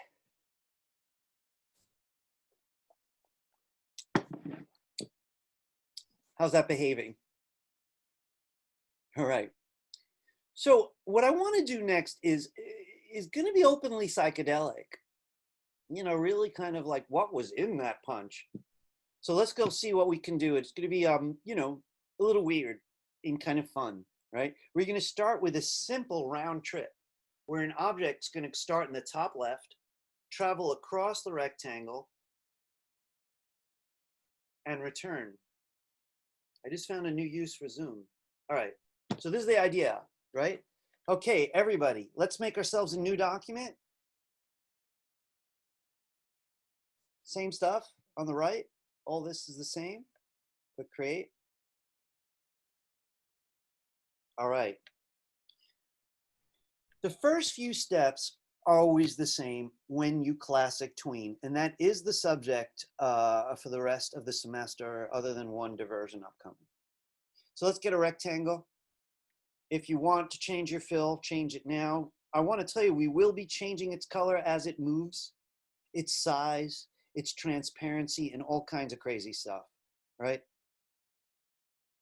If you want a stroke, you might want to change its color. If you don't want a stroke, remember to click this little symbol. I need a rectangle that's not too large. I'm looking for something about roughly like that. If you prefer yours to be a square, remember, you could always hold down Shift and it'll force it to be a square. I'm going to move mine into the corner though. Once the object's prepared, and please be sure you typically want the object just right before you put it in the library, right? Once it's just right, select it. I don't have a stroke, so I only have to click once. You might have to click twice. Use your convert to symbol trick to control click it or right click it and choose convert to symbol. I'm going to call this one Boxy. And it's a graphic symbol. You know, I don't really have to look, but sometimes I find it reassuring to look in the library. Ah, yes, it's there. But I know I'm going to be using the properties palette mostly. All right, you drew the object, you made it a symbol. It has to go in that order. The very next step is to turn on the classic tween. All the tweening decisions take place on the timeline, and they always begin with a keyframe. So let's go to that keyframe, control click or right click, and say classic tween. Now I'm going to ask you not to move ahead without me on this one. Folks, I know that most of you, when you get something quickly, you move forward, you do experiments as you should. If you're not getting it too quickly, you should slow down. This is going to be elaborate, so it's better to join me. So here's my mission. I wanted to take 15 frames to cross the ceiling. Then I wanted to take another 15 to drop to the floor, 15 more to head back left, and 15 more to get up top. So it's going to be a round trip based on 15s. So what that actually means is a total of 15, then 30, 45, and it's going to re-arrive up here in frame 60. So could you join me by going to the timeline and finding frame 60? You might need to use this tiny scroll bar, very similar to what Premiere had.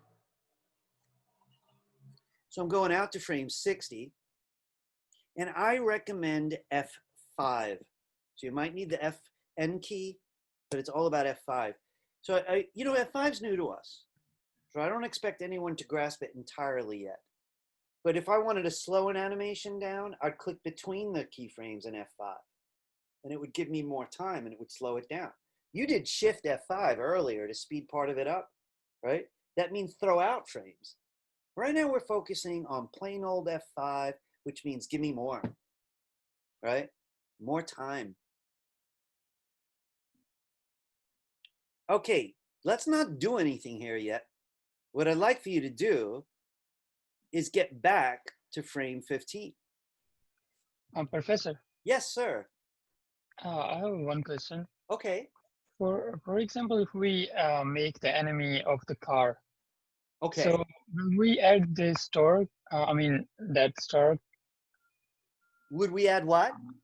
Will we add that stroke? Stroke. That's a good question. Yeah. You could draw a car with a stroke and you could draw a car without. Faik, it's a good question. And you're like a mind reader, because I was very tempted to do a car with you guys. And the reason I chose against it was because to figure out how to make the wheels turn is really advanced. And since I know a bit about your personalities, I think people would have been real unhappy. I could have done an ice skate or something, you know, something we didn't have to have turning wheels. But about the stroke, I want to say something to you quickly. The history of cartooning often involves black ink. Really, if you think about almost any famous cartoon, it's usually got black strokes on it. I'm talking Batman, Superman, Bugs Bunny, right? Sometimes they don't have black strokes, but they almost always do have strokes. If you're a fan of comics and graphic novels, some are more painterly, right? And they might not have outlines at all. So your question is stylistic, right? It's not a. Or Professor, if we like, for example, if we make any birds or like road or any other thing, so will we add the stork again too on other objects too, or no? Can you give me a minute? Everybody, his questions are really good, and I really quite enjoy answering them. I want to show you guys something.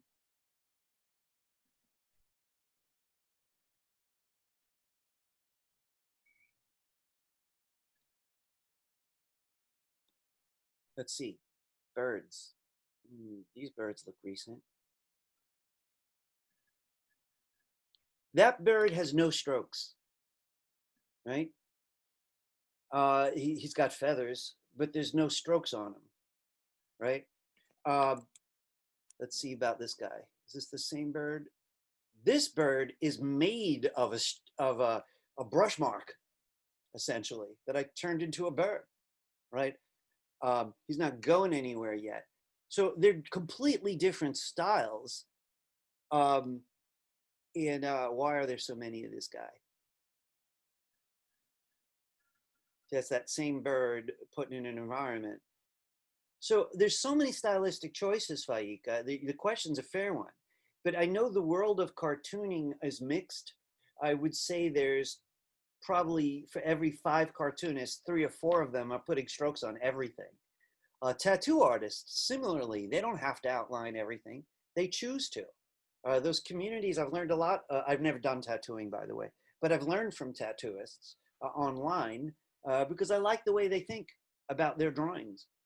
So I don't know if that question helped, but I could make animations out of cutout photographs. I could make them out of painted marks. I could stroke things with filled colors. So essentially, there's a lot of choices. Yeah, I got it. I got it. Okay.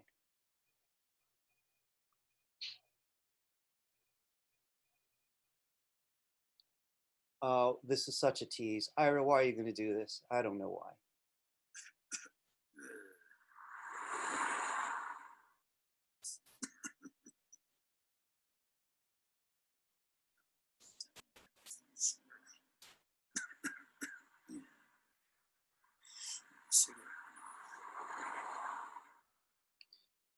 So if you notice, I don't use strokes a hell of a lot. None of these things are outlined. I play with them. I do love to draw, you know, that way of seeing drawing. But I guess because I have a painting background, I see things in color. I don't always need outlines. So by the way, this is mostly classic tweening, what you're looking at. All right, I hope that just brought up some ideas, and it's going to require some of the skills from today. So this is what I'm hoping everybody has now. A 60 frame long classic tween, you know, big purple bar with 1 black keyframe at the beginning. Remember I said we were going to have the main motions every 15 frames? So this is where we left off a few minutes ago. I'm going to ask you to make sure your playhead is over frame 15 and then simply do this. Drag that object to the right corner. All right. So this is what this part looks like. I'd like you then to drag it to frame 30 and pull that object down to the floor.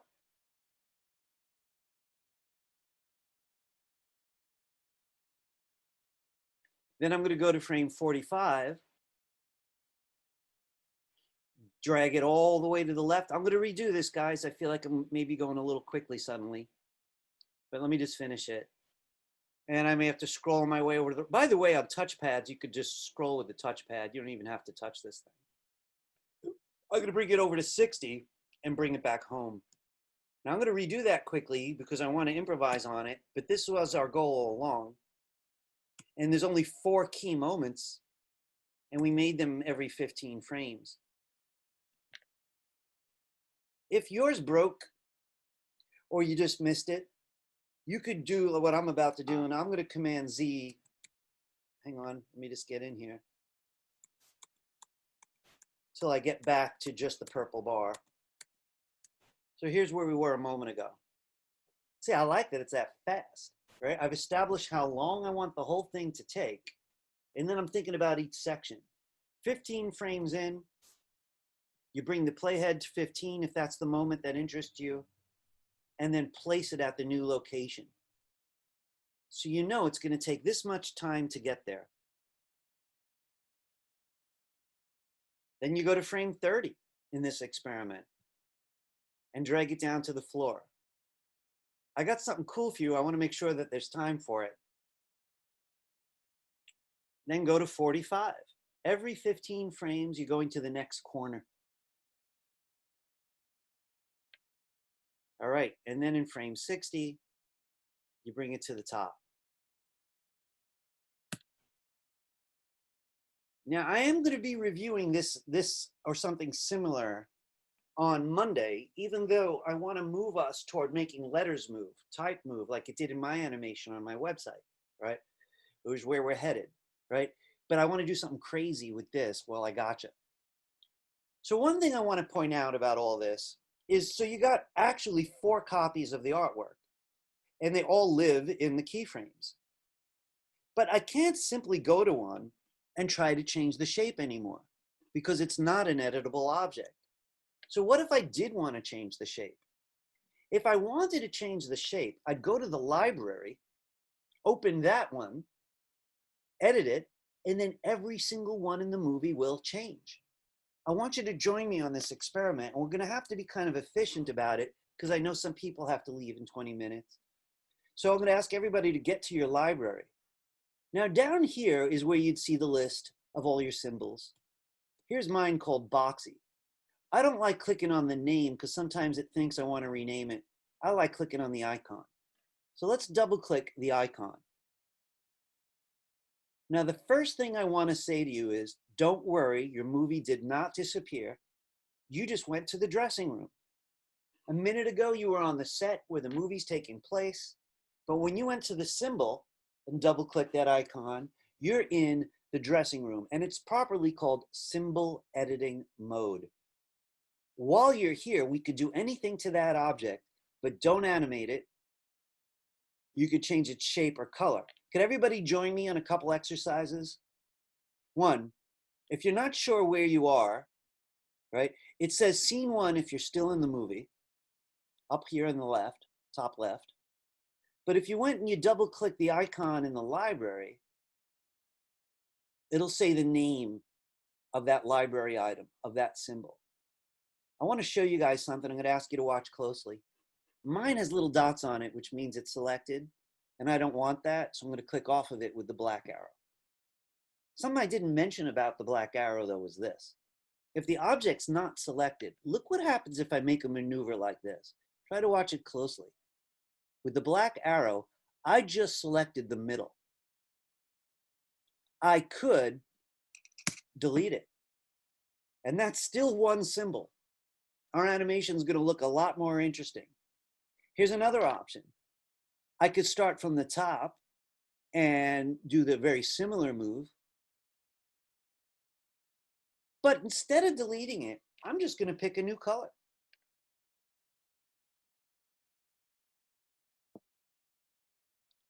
So we're making a much more complicated object. It's not a bird, it's not a car, but it's much more complicated. I want to do one more thing. And remember, you can stop me. You know, if you got a question that's specific to this, as long as it's on this subject, with 15 minutes left, I could still answer. I want to add some shapes, and I would like you to join me on this one. Could you get the oval tool? You could pick a new fill for it if you like, but what I'm looking for is this. I want a tiny oval just outside of that object. I'm going to use my black arrow to move it into position because I'd like it to be centered. But what I really want is 3 more. I want 1 on each side. So I drew an oval. I got my black arrow. But to make copies of it, all I have to do is hold down Option or Alt and drag it. Hold down Option or Alt and drag it.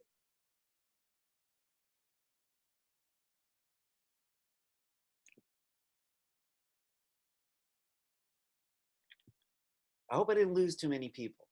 Listen, I want to tell you, as long as you don't move the object, whatever you do to it's acceptable. I want one more thing, and you don't have to do it.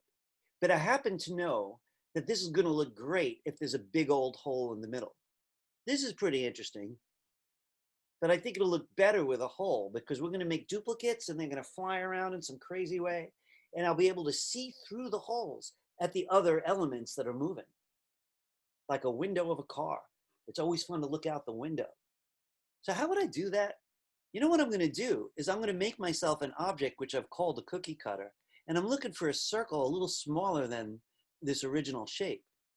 I'm saying something about that big maybe.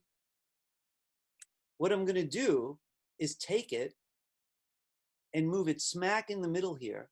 Oh, that's going to join with the red. That's a bad idea, Ira. I better make it a different color. Do you remember how objects of a different color can take bites out of things?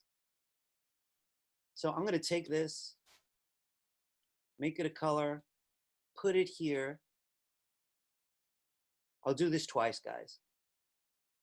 To use it as a cookie cutter, I have to click off of it, come back, and delete it. All right, if you want to do it, this is optional. I'm going to show you one more time.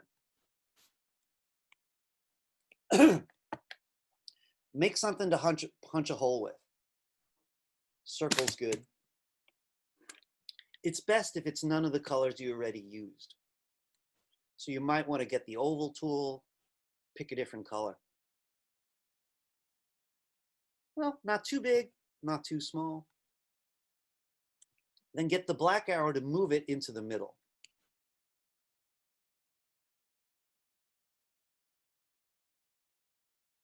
Well, that's kind of interesting looking. My goal is to use it to punch a hole. And the way this program behaves, while it's selected, it won't make a hole. It gives me a chance to move it around. But if I deselect it, it just frees there. It's like dried paint. I could go back and click it and delete it. Now, guys, since we're short on time, I'd like you to accept what you have, right? Whatever you've got. You notice in your library, it looks different. And all we want to do is see how that affected the movie. Question becomes, how do we go back to the movie? This arrow here means take me back. Here's the original movie. If I go to the library and click this icon, I'm back in the dressing room. Right? So if you go to the dressing room to make changes, you have to finish the changes and then go back to the stage with this arrow. Did everyone find their way back into the movie? I'd like you to play your movie. You can play it right here. Just hit return or enter. I'm going to make some fast changes. We're going to start here on Monday. So if you're feeling a little lost, you got a good background. Monday, we're going to go in for it, right? Here's what I want everybody to do with me next. You know, it does look more interesting because the actor, so to speak, is more interesting, but I want to make it better. Folks, take a deep breath. I am going to go fairly fast. I'm going to make changes to almost every keyframe now. So bring your playhead to frame 1. You're in what's called scene 1, and you're in frame 1. I want you to go right to the very next keyframe. And I want you to do 2 things with me. While you're on that second keyframe, switch to this tool. This is called the Free Transform tool. You could tap the letter Q to find it if you can't find it.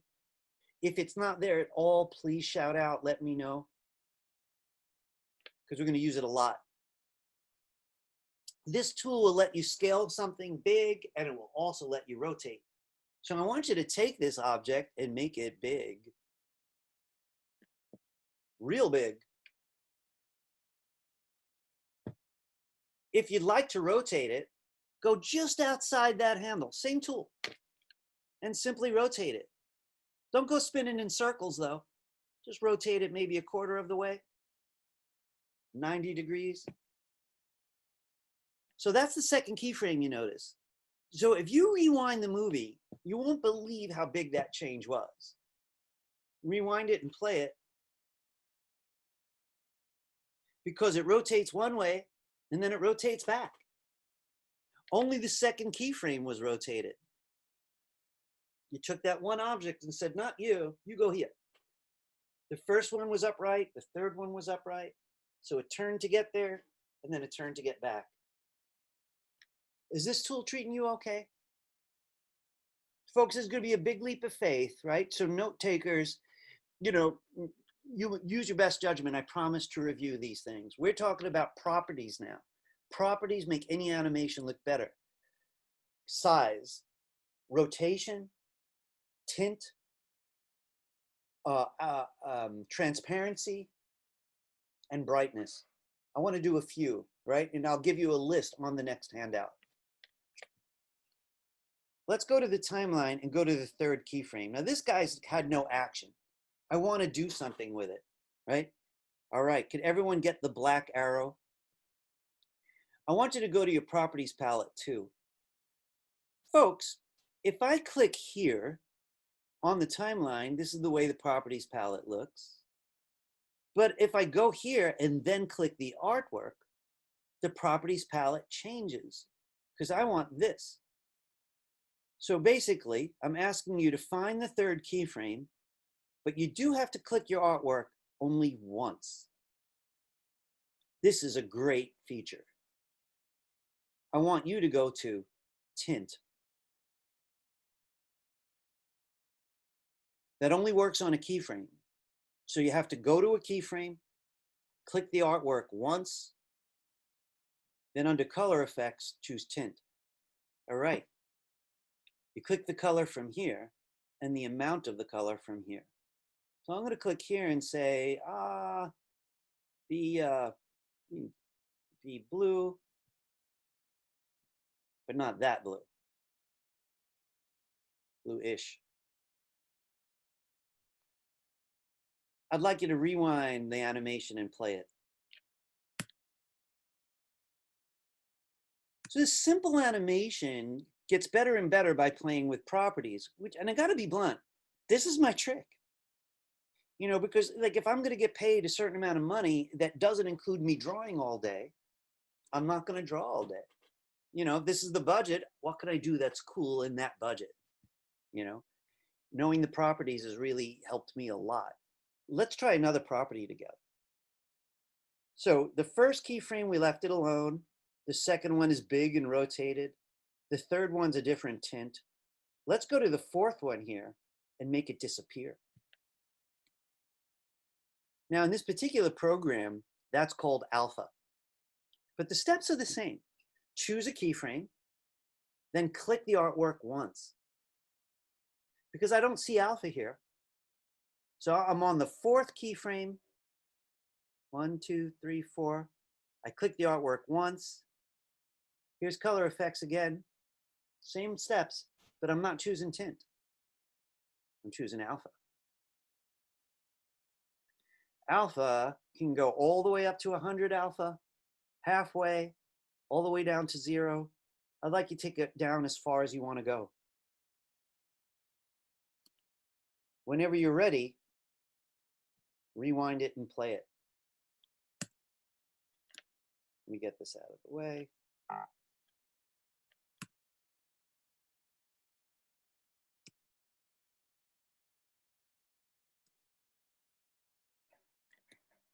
We have just enough time to do one really crazy thing, right? Now again, I know if anyone missed a few steps, they might be slightly discouraged, right? Just have faith. Not going to leave you hanging, right? We're going to review most of this on Monday as we move into typography. These same steps are really good for words, right? But I want to show you something crazy. All right, everybody, this is going to be only slightly strenuous. Could everyone get their playhead back to the beginning? We need 3 more layers. So you brought the playhead to the beginning. Whatever you got's fine for this next step. Just join me. Then you might remember this from yesterday, the new layer button. Click it once, twice, 3 times. You prepared 3 empty layers. What we're going to do is we're going to take the animation from layer 1. We're going to copy it to layer 2, but ask it to wait. So you know when people take off at a race, somebody runs first, then the next one, then the next one, right? Whoever's most alert runs first. So what we're going to do is we're going to make eventually 3 copies, but each one's going to take off a little bit after the prior one. Does everybody have the new layers? So remember, it was just this button here. I only clicked it 3 times. Professor. Yes, Faik. I just have one more question. Okay. Can we add any pictures like Photographs? in this? Yeah. Yes, but I can't answer you any more detail now because I have 5 minutes left. Sure. All right. Sure. All right, so we've got 3 new layers, and what I want to do is select all the artwork on layer 1. Now, we learned one way earlier with using Shift, but I got a better way because I want the whole layer, and I got a faster way for you. But you have to look. I'm going to bring my black arrow here. It's a weird spot, right? Not over the name, really. next to it, and I'm going to click once. It just highlighted all the frames, which is what I want. Anytime you do that, it'll highlight a whole layer. So what we want to do is highlight the bottom one. Here's the idea. We option drag shapes today to copy shapes. But now I'm going to option drag all those keyframes to copy the entire sequence. So on Windows, you're going to use Alt. Macs, you're going to use Option. All right, you have to be sure this is highlighted. Hold down Option or Alt. Keep that key down, Option or Alt, and watch this. I drag up and over to create the delay, and I let go. This one's already highlighted, so I'm going to option drag it up and over again. Option, keeping it down, or Alt, up and over. Random number of frames. It's getting crazy looking. I'm going to hold down Option, up and over. I'll back up in a few minutes and do some of this over again, but I want to make sure everyone who has to leave at least gets a look. Now, I tapped out. did you? I tapped out. I'm sorry about that, Andy. No, the video, tonight's video will help. I tapped out. That's a good point. All right, if you want to play it, just bring your playhead back to the beginning and hit return. If you'd like to see it looping and looping, why not open it up as a Swift? Command return or control return.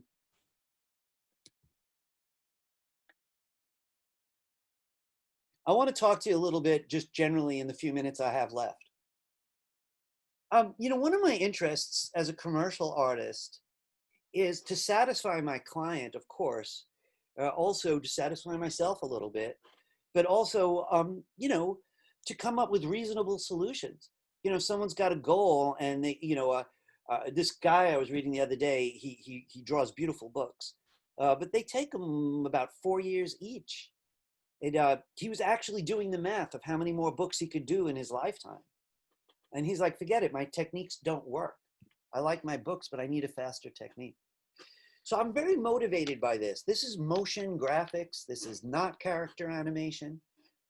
Motion graphics, the kind of thing that I might do in between anchor people when watching the news, or it might be integrated before the name of my animation comes out or my movie.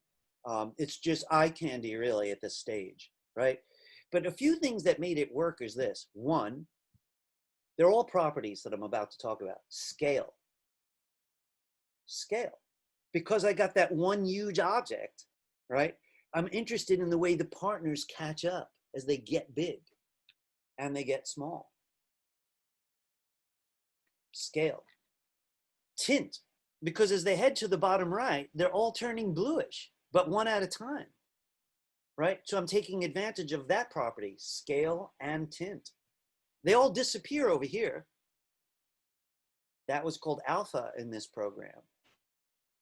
Oh yeah, I left out rotation, right? This bit of rotation here is a strong moment. So the moral of this story is that classic tweening can do a lot, but it can't change shapes. That's why I'm not going to do mouth movements with classic tweening. That's back to frame by frame mostly, right?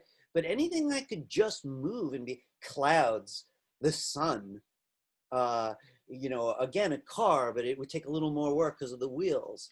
But really, most things in nature, they move, but to what degree they change shape is arguable. Mechanical things don't. You know, we have limbs, so that complicates things, you know, hinges. But this is the main idea. By knowing classic tweening and how properties affect the human eye, we get to keep the eye riveted. Andy was very flattering saying that that animation drew his attention and it was made exactly to do that. You know, it was put in a lobby and it was trying to get the people who were waiting pumped before they toured that school because it, you know, was for a different school, right? All right, guys, I want to wrap this up and just say a little bit going forward. I will stick around a bit for office hour questions, people who need to leave or just want to leave. Office hours are always optional. I'm making more use of them online than I ever did in the classroom, you know, to be honest. But here's what's coming up. I have not decided when I'm going to squeeze in the programming. You know, I think I'm going to do it either on Monday or Thursday because it's off topic. But if I do it last, people will have one foot out the door. You know, so I don't know. Monday's probably going to be more animation. I think I will bump the programming to the very end of the semester. I think that just helps us keep our momentum. So Monday's going to be important is what I'm trying to say. We're going to learn more skills, move toward type. If all goes the way that I want, we'll then spend Tuesday and Wednesday on the actual final. Something like that. Don't quote me on this. But I would like to spend 2 days on the final. And I'll give you extra days for people who want to scrap it and redo it, who want to upgrade it like we did with the Guatemala movie, that kind of idea. And you'll have till Saturday to hand it in. All right, so next week's going to be mostly this with one random interjection of another multimedia topic. Does anybody have any questions, general questions about either the next week or Adobe Animate? And then I'm going to, you know, talk to Faika for a moment about photos. No, nothing on your mind? Anybody else? So listen, guys, listen, this is dangerous, right? Because this subject takes a while to master, really. So I'm not showing this is how you use photos. I do want to point something out, though, to Faik and others here. Because you saw in my animation, you saw students' faces going by, you know, and so clearly you can bring in photos. So I'm just going to mention something about that. Kind of randomly, because I didn't prepare a photo. I'm going to make myself a layer, and I'm going to drag it to the bottom, though.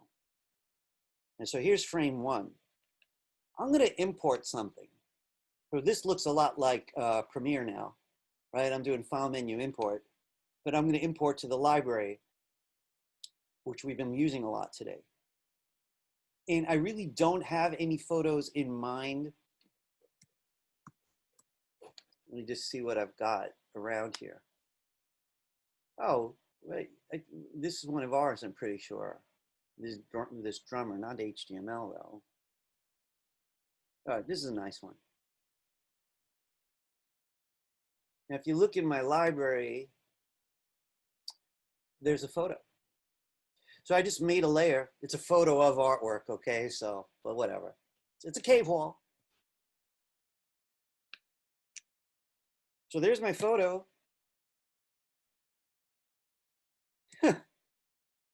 Very random. Very random. You know, but even the photo could follow the same steps. I'm in frame 1 now, and I'm clicking it. Hang on a second here. And I'm making it into a symbol. Same exact steps. I'm going to go to the timeline and tell it to Classic Tween. There's my purple bar. I'm just going to have it disappear. So to do that, I'm going to have to copy it. And F6 is the best way. I'm copying it to the very end there. So again, I'm not going to go over these steps, guys, just to show you options for the future in a way. So there's the copy. I used F6 for that. Well, I could tint. I can alpha. I'm going to click it. And use alpha. So now I'm going to see the photo very briefly each time the movie plays, and it's going to fade out. So for those who want to play with that idea on their own, here's the big difference. File menu, import to library is the best way to get started. Bring the photo into your library. It's your storage area, right? Then make a layer, drag it out, and follow the same steps we used today. I could have done all the exact same things with the photo. Moving it and changing speeds and all the bobbing up and down. It would have been fun to bring in the duck. You know, I would have knocked out the white background. Could have given us a lake to play with. So folks, does anybody have any other just, can I do this question? Even if I can't go into detail, I could tell you what's possible, probably. No, John, his Professor. mic's off. 1 second, Faik. John, it looked like you were saying something, were you? Yeah, I didn't realize my mic was off. Oh, On the animation with the shape, right? yes. At the end, towards the end of the animation, they all disappear. Yes. But is there a way to make it so that way they're going back into one shape instead of disappearing off at the end? I think I know what you mean. Yeah. So what's going on here, if you look at my timeline, is the one on layer 1 ended in frame 60. But you remember each one I dragged to the right? Mm-hmm. So not only did the beginning scatter to the right, so did their ends. And when there's no frames to follow, an object disappears. So this is the first object, right? One frame over, it just weirdly disappears. So I understand exactly what that question is, and it kind of bugs me too. So I think the easiest solution would be this, since there are numerous solutions, just for the record. But the most elegant one that I could think of is this. The one who finalizes the whole movie is this one. So if they all waited and didn't disappear, they just sat in place. Like if this one just sat in place, it should hide behind that one. So all I'm saying is this, F5 adds frames. So I'm gonna go to this layer, which is shortest, click right in the very last slot, and I'm gonna F5. So that object doesn't, in fact, I wanna prove it to you. I'm gonna hide all my layers and show you just that one. Right, so here I am on layer 1. That's the final object which disappears. But if I give that plain frames, F5, it doesn't disappear. Okay. So what I'll often do in this situation is I'll make all the layers that are involved, this annoying thing, wait to the end. So they finished moving, but they didn't disappear. If I'm going to school and I head over to Fulton Street, I'm not going to just evaporate. So I'm going to make each of these with just plain old F5, telling them they can hang out. So this should look better. How good? We'll have to find out. Oh, I hid them all. Sorry.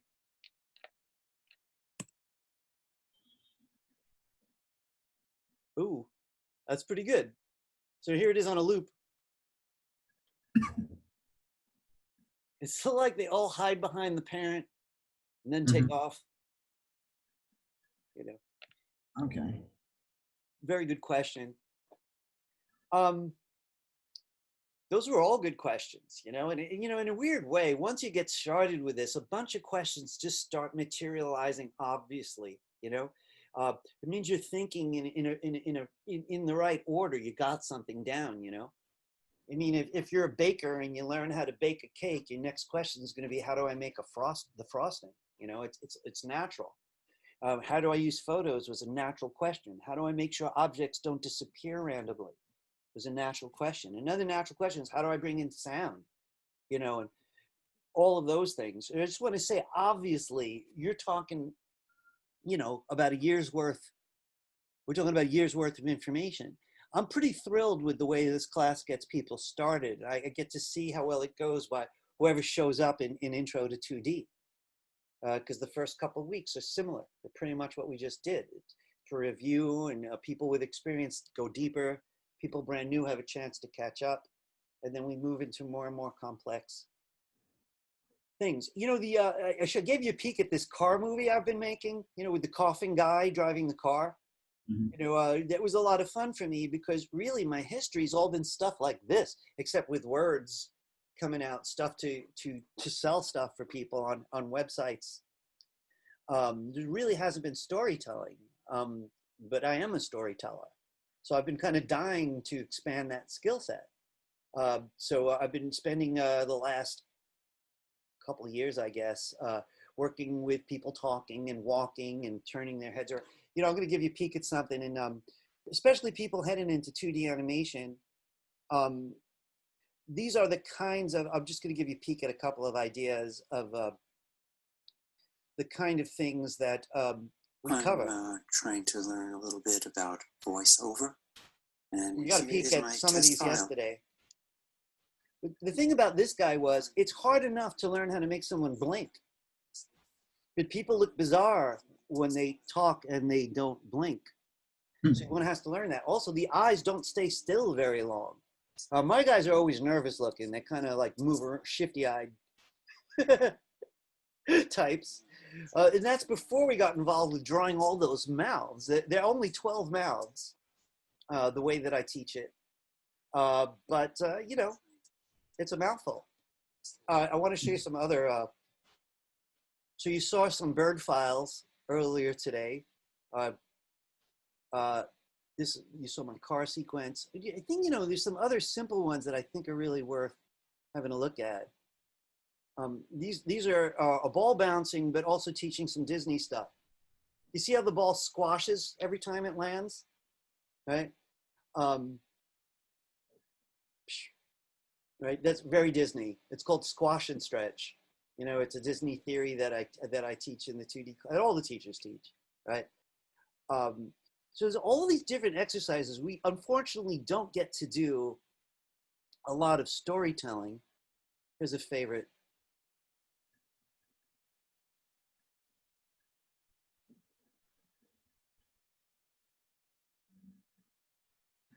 And I like this one because I like the way the box jumps by himself. He's got no legs, so we have to figure out how do we have an excuse for this box jumping in the air. And I was talking about faking 3D. It's not a 3D program. So you only ever see the same 3 sides of that box, even though a box has 6 sides. You know, in a 3D program, I could have had it rotate, but in this one, I have to limit myself. But I did dice for a gambling website. Pretty much the same techniques. The leaves falling are just what you just did today, by the way, actually. It's one leaf copied to 4 layers and separated in time. The only thing that's different is I put them on a track called a motion guide so they could do the cool spinning as the leaves fall. So, you know, the way that I look at animation is what are the logical next things? We don't do photos in that particular class, though I used to. I like that idea a lot. If each questions were good ones. It's just most of the people who take that class want to do character animation. So they're most motivated by working with drawings. So the class is really focused on that. I got Professor, where would the chalkboard animation fall into? Can you say that one more time? My volume was down. Chalkboard animation? Chalkboard, I mean, animations that look The like whiteboard, the whiteboard animation. I'm sorry, I call it the whiteboard animation, that you can see somebody drawing the cartoon as it takes on energy, life. Yeah, you know what? I've seen different versions of that, so I don't have any like, you know, go-to method for that. There's a movie of Picasso painting, where he's painting on glass and the camera's on the other side of the glass. Nice. So eventually he disappears. Really, very often they're just sped up movies, wildly sped up videos of the person actually making the movie.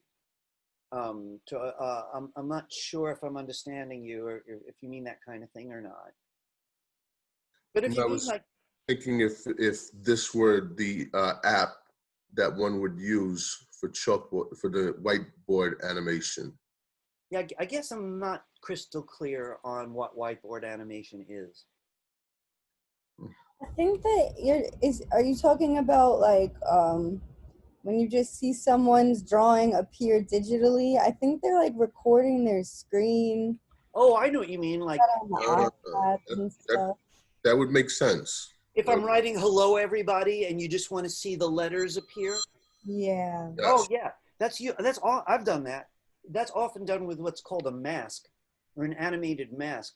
It's the simplest approach, which is the entire, let's say, it's a set of words. They're already there, but they're hidden, right? And there's a mask where you could only see this much. So you're only seeing the first letter, but the mask gets wider, you know, so it's actually showing you more and more. And if you do it quick enough, it just looks like the letters have been drawn or the drawing's been drawn. That's one way. There's a frame by frame method where you actually copy the finished drawing into many frames and erase most of it in the first frame, erase a little less in the next frame until the final frame has no erasure at all. So there's all different tricks. I don't know that there's any, I don't personally know of any apps that, have special features for that. But yeah, and there's also, screen drawing, that's true. You could also videotape the screen, which is another possibility. Yeah, so there's lots of different ways. I haven't heard it called that in the past, so I just learned something. Thank you. You're welcome. Are there any other questions for me? Oh yeah, you know what? This is a teaser. This is a relevant teaser. This is roughly what the final project is. Here we go. So what we're going to be doing next week is probably a version of that together, where it's all very, very similar. But then I'm going to give you about a half a dozen quotes to choose from for your final, right? So people who are too busy or they're just exploring this in a light way, they'll choose the shortest quotes. The people who are really, have reasons to be extra motivated might choose much longer quotes. And one could conceivably have 6 sentences where one disappears when it's finished, then the next sentence, the way you might animate a whole speech. The subject of kinetic type is all over YouTube. If you just want to watch some for fun, Kinetic, it's one of the most popular things in motion graphics. There's many for Fight Club. If any of you've seen it, I hope you've seen it. It's the 7 rules of Fight Club or whatever. We don't talk about Fight Club. So it's each line of the movies coming in fancy ways. But this is it. And we'll be, like I said, we'll be doing. They're all piece quotes, as I recall. You think I have it all memorized? So we're going to do one simple one. That's really not that bad. And when we do one together, you'll all be like, I could do this. And then everyone's going to decide how far they want to take their version. So that's essentially the majority of what's left of the semester. It's classic tweening. You notice the movement you've already explored. There's some alpha as they each disappear, which you also already explored, right? And other cool stuff. I got a question, Professor. Please ask.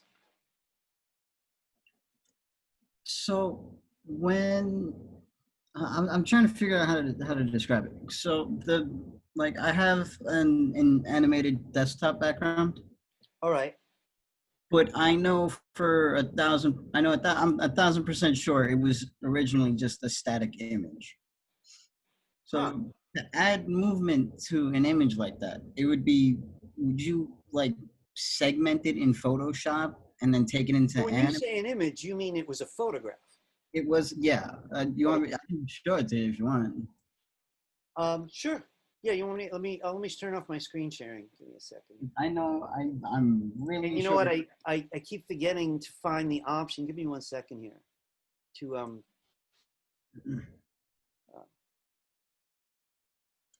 All right. So yours, Jonathan. But while you're setting that up, I'm gonna just say a couple words about that. I am fascinated by animations made out of photographs.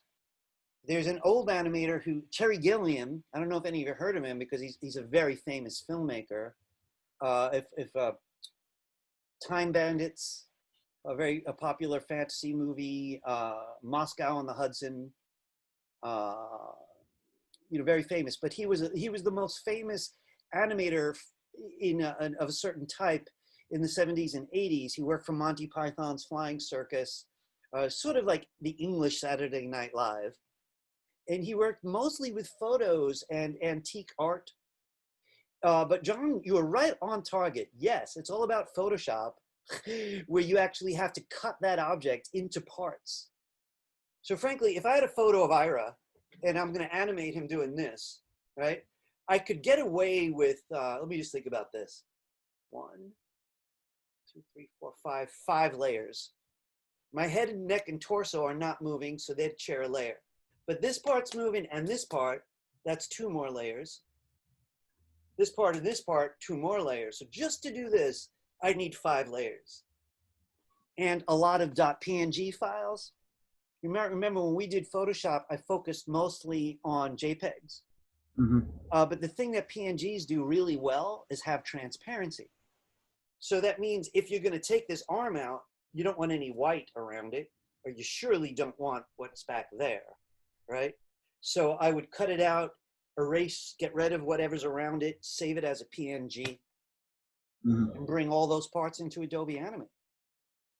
So yeah, I see what you're saying. It isn't really a photo, right? But it is clearly a heavily doctored piece of artwork. You know, the thing is, this also, you know, we've all seen these weird apps lately, you know, there's the bunny ears app and everybody's got bunny ears or whatever. You know, so there's probably all kinds of automatic features to make lightning bolts and fireflies and, you know, all kinds of stuff. Even in through apps, if not Adobe Animate or Premiere or After Effects. I gotta say though, like those kind of effects are probably most commonly done in Adobe After Effects. And you know, and I'm always very, very honest with you guys. So you know, I want to anyway, I'm gonna say goodbye to everybody on YouTube because my movies look long on YouTube. I think people are being afraid off from our after parties. I'm gonna